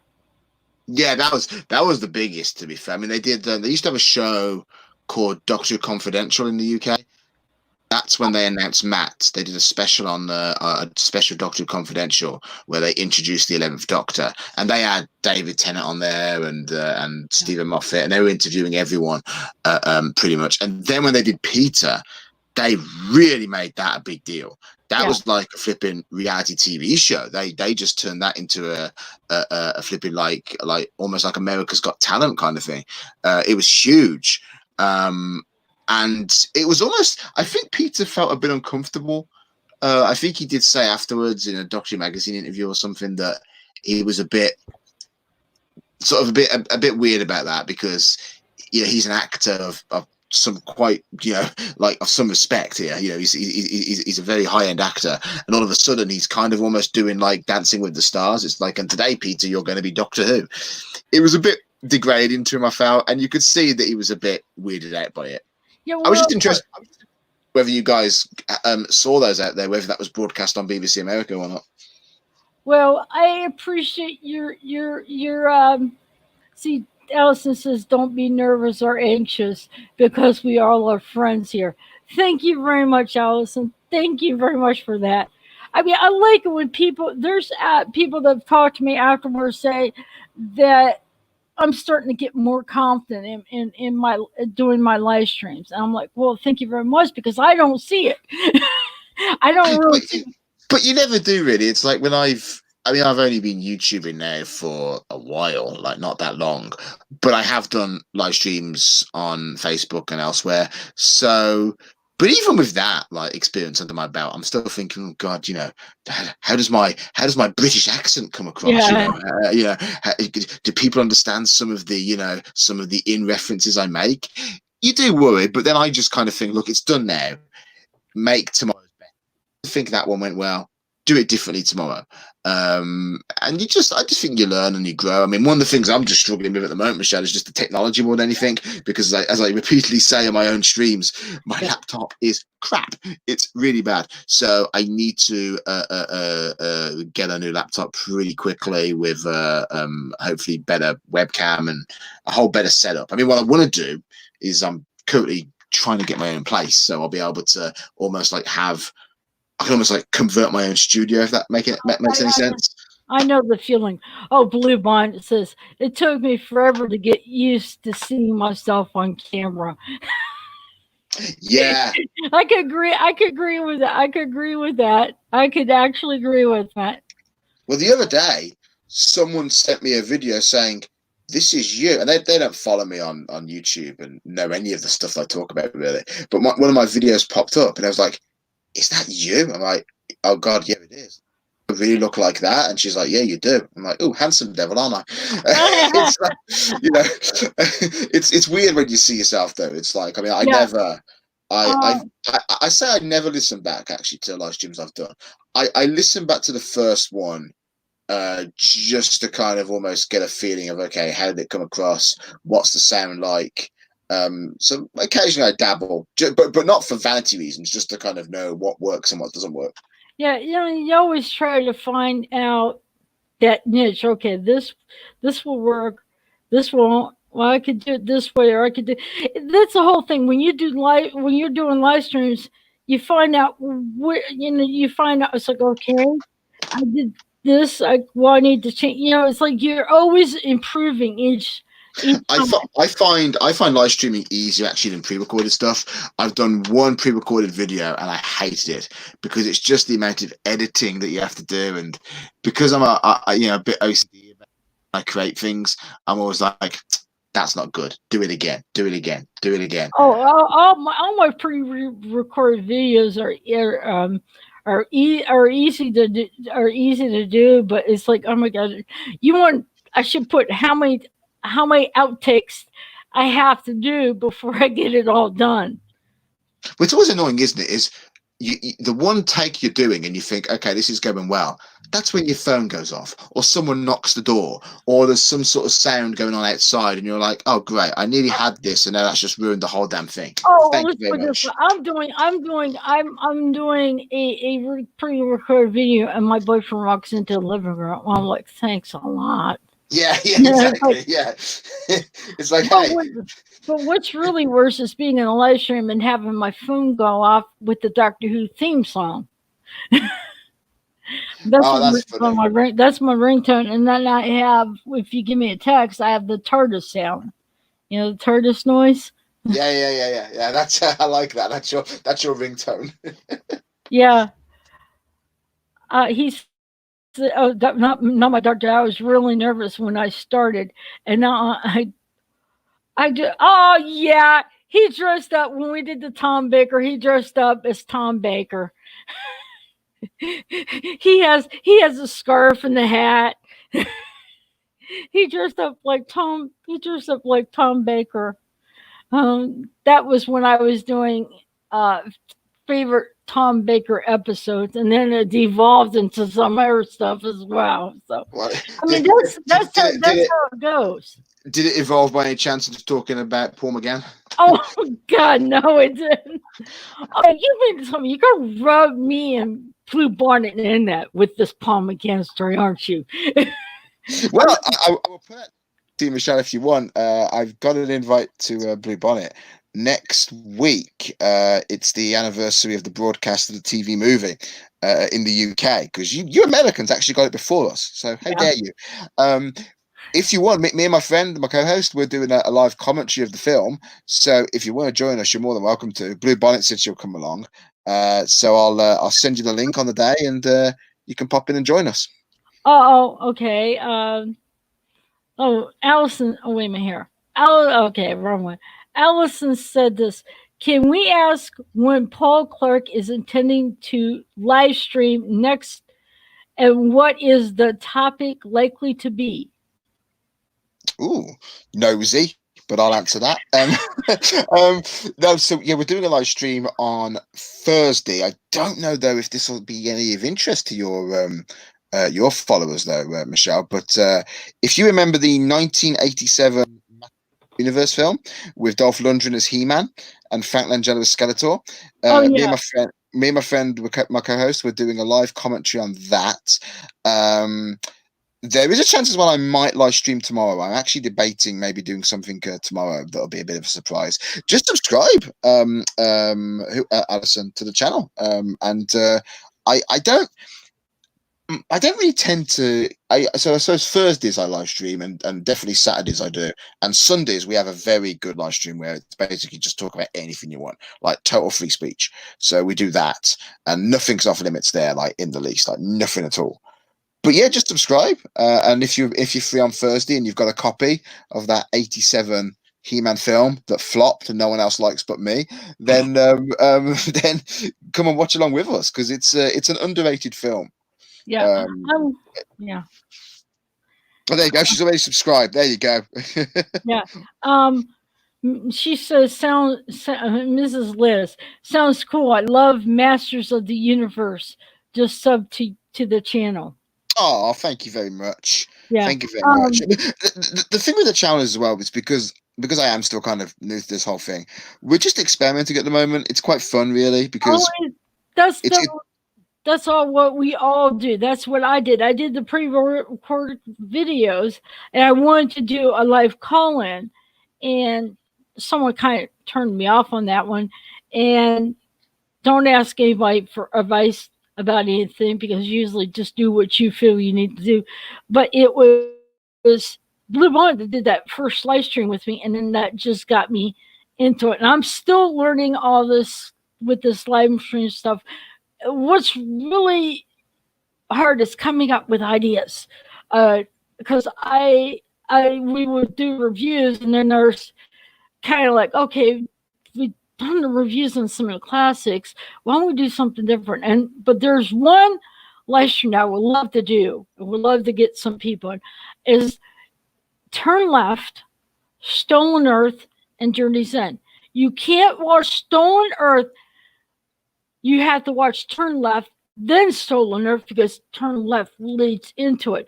Because if you remember at the end, he said, well, what two words? And she goes, bad wolf. And then that's when you run out and you hear the music. And you know that that was going to lead right into Stolen Earth.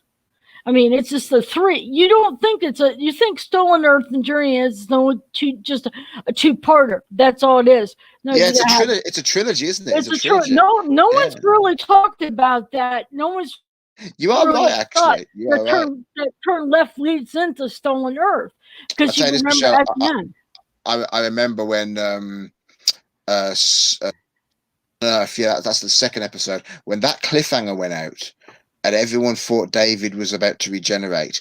Oh God! Like the you could hear the cries of women in the street, you know, for miles and miles. I thought for sure he was going to regenerate too. It's like I thought. But you know what's funny about that, Michelle? Though at the time, this is why it was so ridiculous because the tabloids had already published some photos of David with David Morrissey in The Next Doctor, which was the Christmas special coming up that year. So they already knew he'd filmed another episode.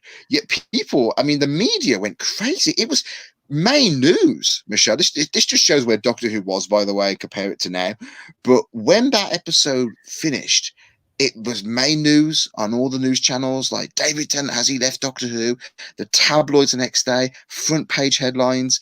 It was mental, mate. It was crazy. I mean, when I saw that, I thought, oh God, don't let it. It's too early. It's too early.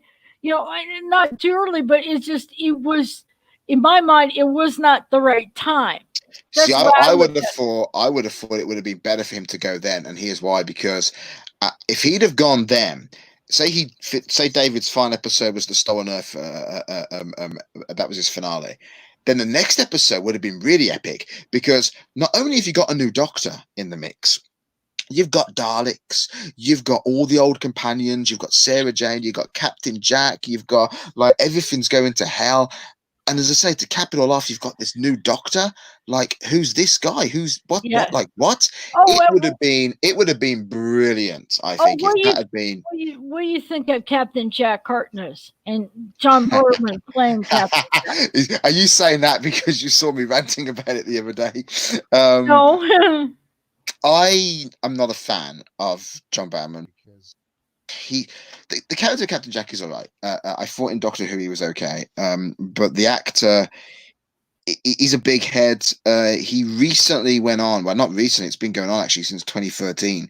He got his knickers in a twist about how Captain Jack wasn't involved in the 50th anniversary. Okay, I understand that, but Yeah. it didn't end there, Michelle. It continued. And then it got to the point where we just started taking shots at Moffat, and really calling him out, and really being quite vicious in some of his attacks, calling out Moffat's achievements in comedy, saying, "Oh, he's not really a funny writer." To anyone in the chat right now, like, if you're going to do one thing on my recommendation, check out a sitcom called Coupling. It's written by Moffat. It's so funny, and it's full of Doctor Who references, and it's such a good show. But Barrowman, though, says no, Moffat's not a good. He can't write comedy. And lately, he was asked by, I think it was the Times. They said, "Would you have liked to have worked with Doctors 11 and 12?" And Barrowman responds in a very catty, bitchy way. He goes, "Well, I would have liked to, but it wasn't up to me. I think the showrunner then, I can't remember his name. He's not important, but he wouldn't let me come and play with the toys." And I just thought that was very catty. And then he carried on Twitter as well, and then he was really disparaging about Moffat. And I didn't think it was fair, because whatever you think of Moffat, you might like his stuff, you might not.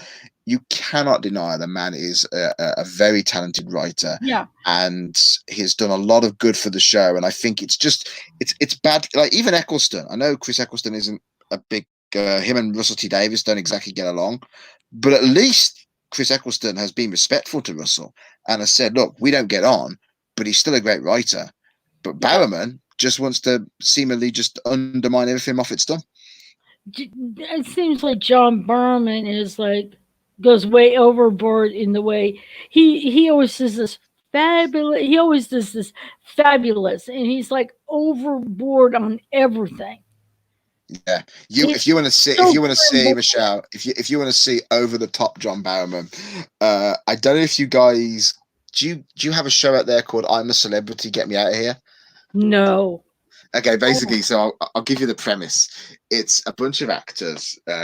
Sometimes you get singers in there, but it's mostly actors, and they're stuck in the jungle. That's it. Yeah, you got it. Yeah, because I'm on the Barrowman Facebook page, and night Daniel, but I'm on the John Barrowman Facebook page, and I've seen enough things about that. I'm a celebrity, get me out of here. I'm like, yeah, you know what? That sounds like Survivor. It was very much so. It was very much a rip-off of Survivor, and he was insufferable in there, though, Michelle. He was annoying in there, and everyone in the camp just was like, "Please, this is too much." Like, imagine spending, what was it, like 3 weeks in a camp in solitary confinement with John Barrowman, and every morning he wakes up and he's doing like West End Broadway musicals. It's like, seriously, dude, enough. Oh, I've seen him where he would go to these Comic Cons and he would dress up and in like the TARDIS would be skirt and high heels. Like, okay, you guys gotta be crazy. Yeah.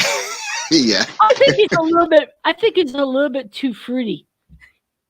It's funny looking at Doctor Who fandom, really, like, kind of, and I don't mean the show, I just mean the fandom. Like, when I was growing up, it was that kind of uncool thing, that kind of, dirty little secret. Oh, you like Doctor Who? And then it went from that to being this mainstream success again, particularly under David Tennant. But then all of a sudden there was this influx. There was another subsidiary of the fan base coming in, and it was people who were want to scream and shout more about themselves and want to talk about them rather than about the show, if that makes sense. And there was this kind of gatekeeping nature going on, which is what I've noticed at the moment with these Doctor Who watch-alongs, which I don't really partake in too much, because my thinking is, Michelle, is that I love Doctor Who. I love many other things. I don't need a day to watch them. I can decide when I want to watch them. I mean, I can watch them when I want to watch them. Yeah, you watch when you want to watch. That's it. And fair dues to those that do it. I don't begrudge anyone that if it unites people and brings them together, then that's cool. But I just think for me, the fandom now has become very all about look at me, and I hope as my channel grows, I hope that it doesn't become like that. I don't want it to be about me. I don't want it to be about it's not the Paul Clarke show. I mean, my life is quite boring anyway. So I want it to be about pop culture and a love of not just Doctor Who, but a love of comics and even music. And one thing I did, I'm going to say, John Berman played the character, Captain Jack Harkness, really good. He played that character. He played that character really good. You know, the character. Yeah. Oh, without a doubt. I mean, I'm not. I'm not deriding the man's acting talents at all. No, and I think Captain Jack is a great character.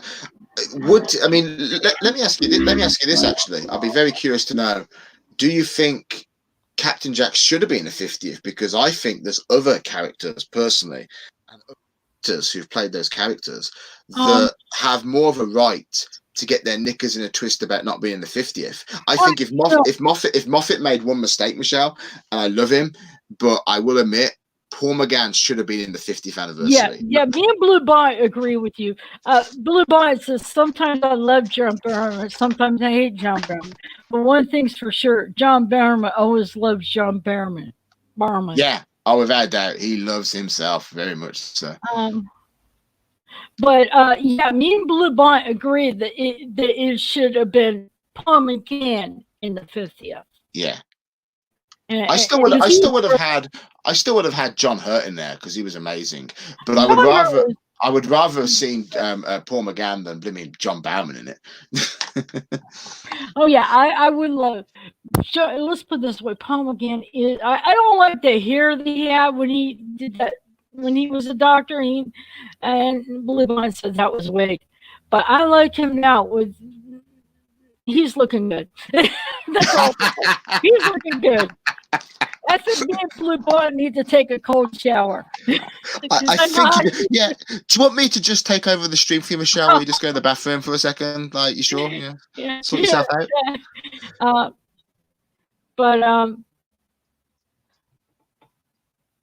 But basically, I don't know why the stream keeps freezing. They said the stream keeps freezing. No, it's good on my end. It's good on my end. It must be YouTube. It must be. No, I think I know what it is. It's every time you mention Paul McGann. Oh! Every time I mention Paul McGann. Yeah. Even YouTube can't handle it. Oh! She just said she's speechless. Is that me? Is that me, Blue Bonnet? Oh, and Mr. Hyde says gremlins are taking over the stream. Neil says all the surviving doctors should have been in it. It basically probably in it, and not just hiding underneath the sheets, which means is at the end of it, you have all the doctors there. Yeah, that was that. I remember in the Five-ish Doctors. I don't know if you ever saw that. They did a parody with Sylvester McCoy, and that should have been there. Should have been the surviving doctors should have been on. But I want to tell you one thing: when Tom Baker was in there for the curator, all their doctors, it was only Matt Smith that showed a courtesy to Tom Baker. It was only Matt Smith that showed respect to him. And was courteous to him. And I'm thinking, oh my God. I'm thinking, David Tennant, you grew up watching Doctor Who and you're a fan, and you. I don't think David, in his defense, was on set that day. I know Moffat wanted to be, but he couldn't be on set that day, and he was really upset about that because he was off doing some promotion.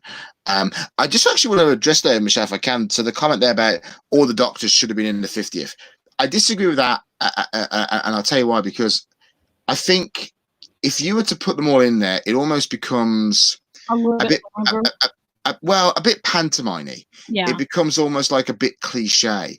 And let's be honest, and I love all the doctors, I really do.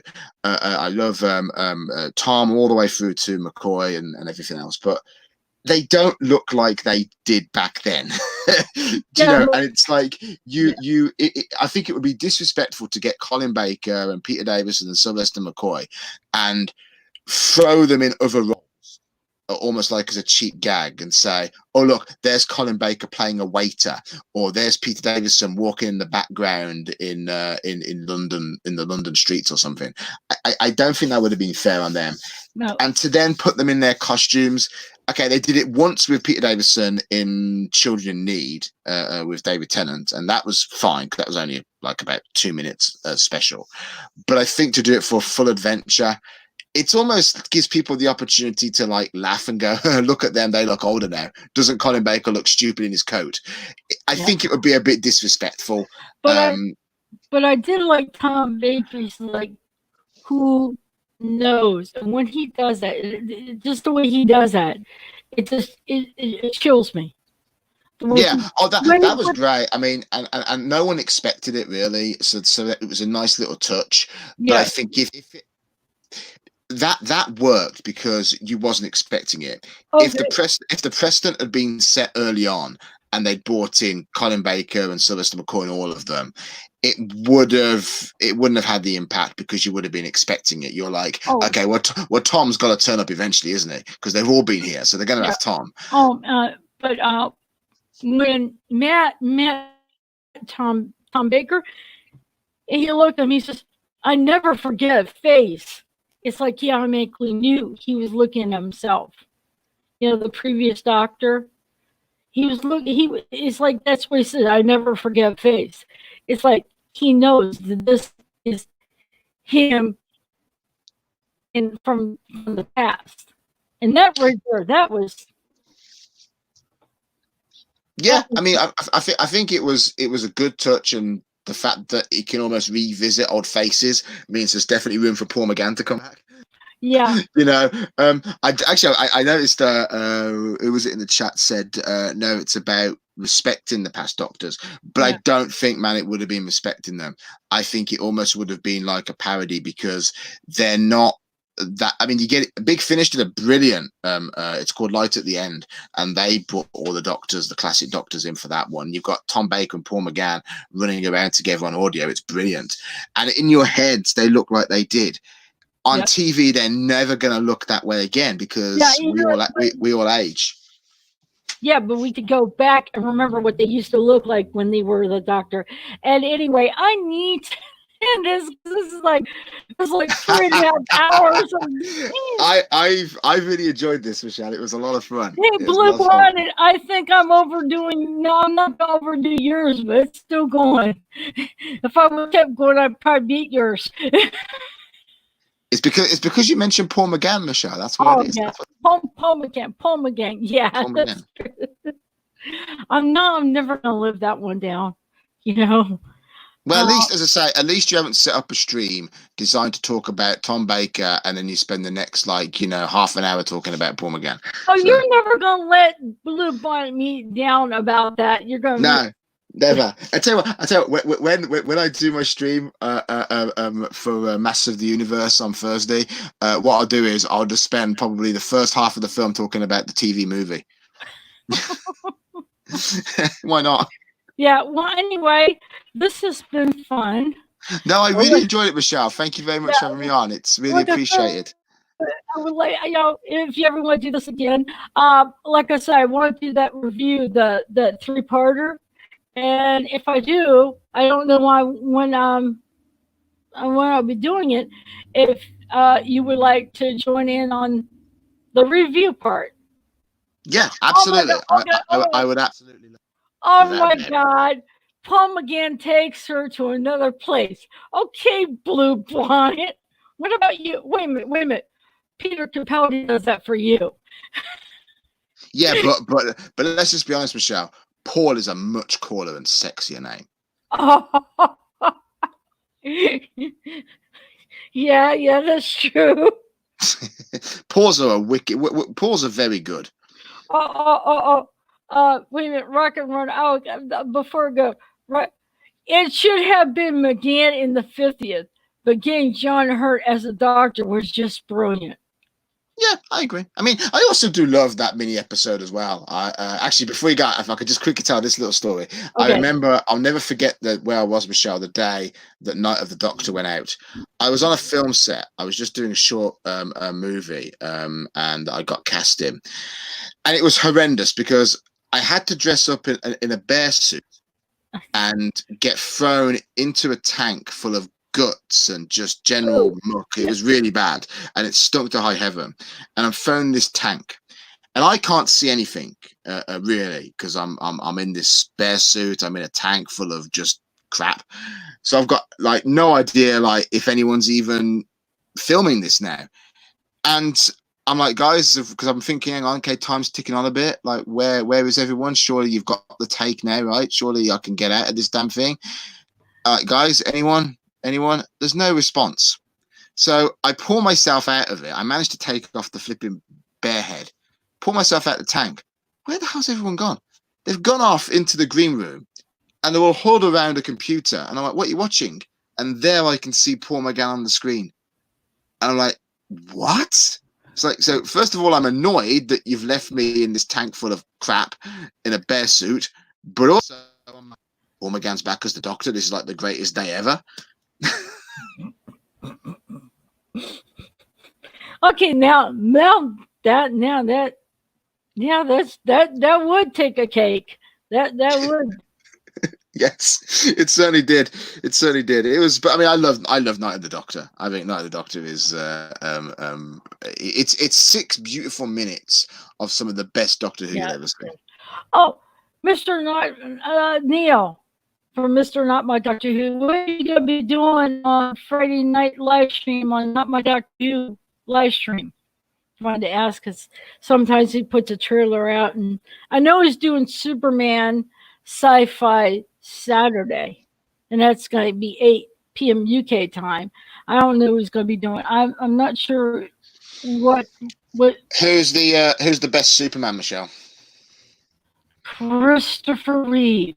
We just talked about that on Mr. Hyde's podcast stream, and we say it's just when you see Christopher Reeve take off the glasses as Clarke Kent, and he's just like his posture just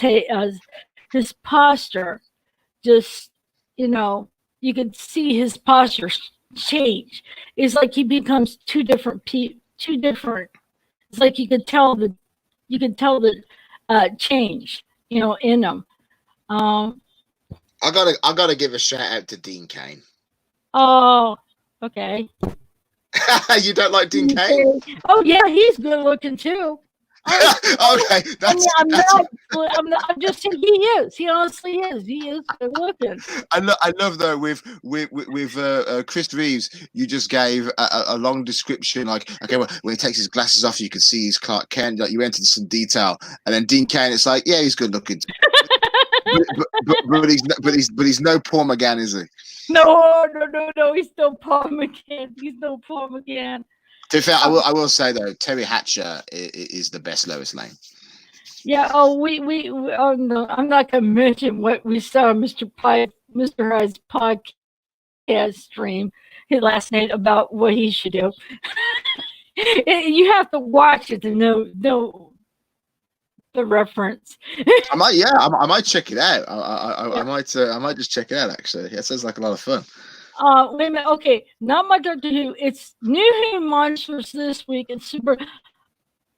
Okay, this Friday they're going to be New Who Monsters. It's going to be 8 p.m. UK time, and then Saturday it's going to be Superman on Saturday Sci-Fi 8 p.m. UK time. So I'm putting that out so people if they listen, check out that his live streams are oh man, his live streams are right sometimes, and sometimes they're really good, and sometimes he keeps it light, very lighthearted, very, and he just, he keeps it funny and everything, and he has a picture.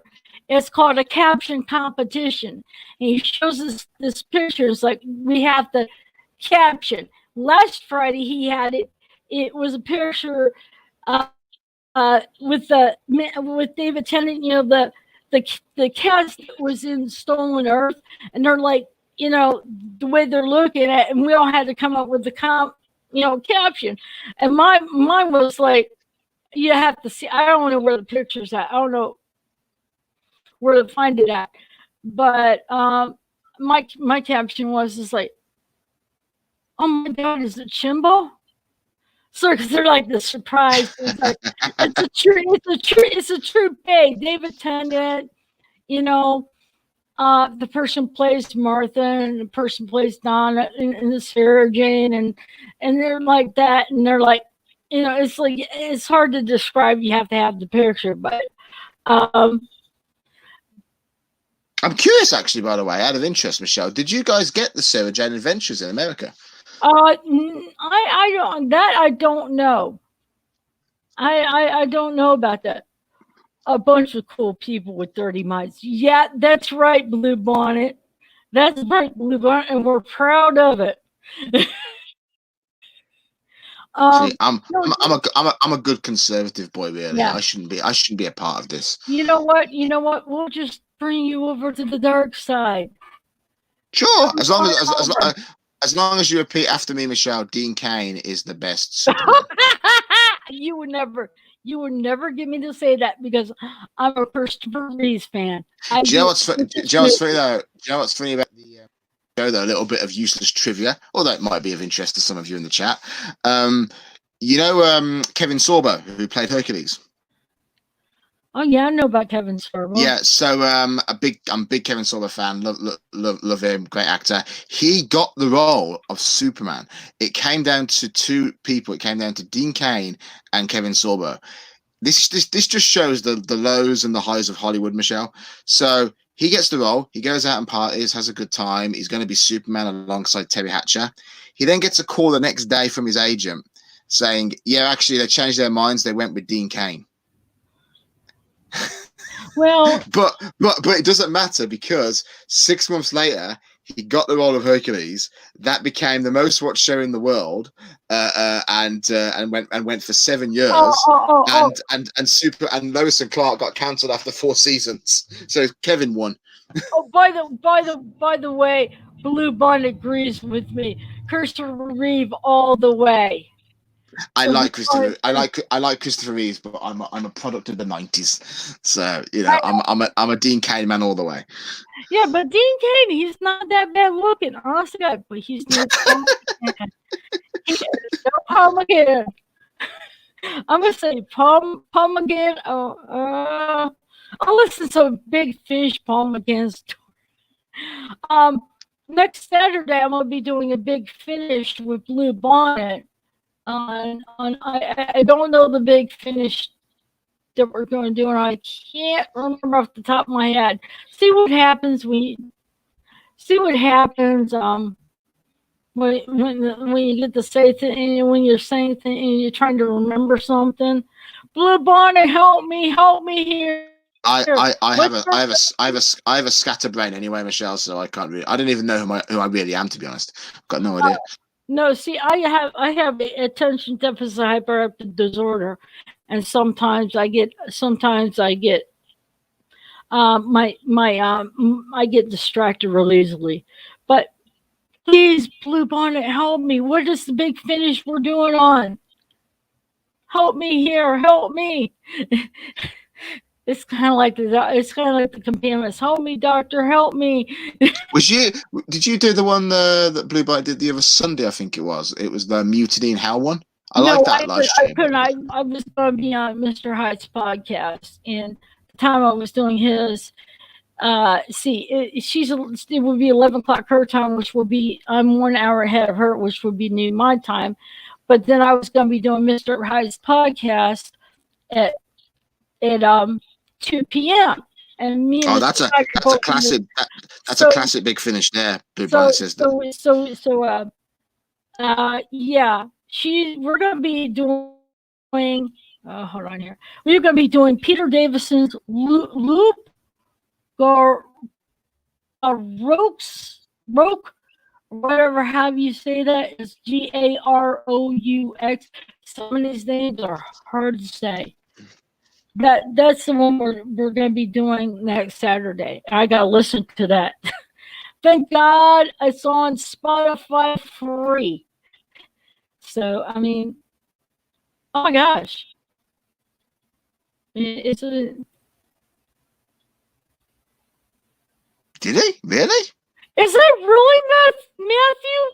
That Robert Redford auditioned for Superman? Really? I didn't know that. I didn't. I don't know. I want to know if that's true. Hang on a minute. I'm gonna look that up. Yeah, I kind of wonder too. Now, and sometimes you find tidbits in some of these live streams.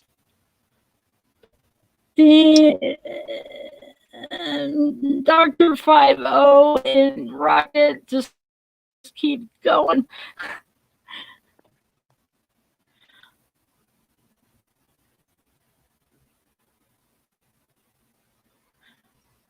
Yeah, he's right. Rocket, you're not sweet and innocent. You never was. You're rascally raccoon. So he did. He auditioned for it. Yeah. Apparently, according to I couldn't picture Robert Redford playing. I just couldn't picture that because the way he does, I just couldn't picture that. That would be strange. do you watch Supergirl or anything like that? Or I haven't watched Supergirl. I mean, I've caught it a few times, but I'm not really into. But anyway, I gotta let you go because it's way past dinner here, and I gotta. it's way past my bedtime here. It's probably late, and Neil didn't want to stay up too late, so I gotta be careful so he doesn't stay up too late. Yeah, he'll get cranky if he stays up too late. Yeah, Michelle, well, no, Liz would have to deal with it if he gets cranky. Who will have to deal with it? Liz, this is not my Doctor Who would have to deal with Mr. My Doctor Who. Oh, look. Joe, what? They're together. They're actually married. Yeah, this is not my Doctor Who's Liz. That's cool. And Mr. Hyde, his name is Neil, but the reason why I call him is to say Mr. Hyde instead of Neil is because they don't get confused. You got two Neils. So anyway, I'm gonna go for the evening. Gotta get a bite to eat. You go and catch up on your beauty sleep. I need it. Trust me, I do. I really do need my beauty sleep. Michelle, this was a real pleasure. Guys, subscribe to the channel if you want, and if not, that's cool as well. And Michelle, thank you, and I'll hopefully see you again soon. You have a good night. You too. Take care. Bye bye.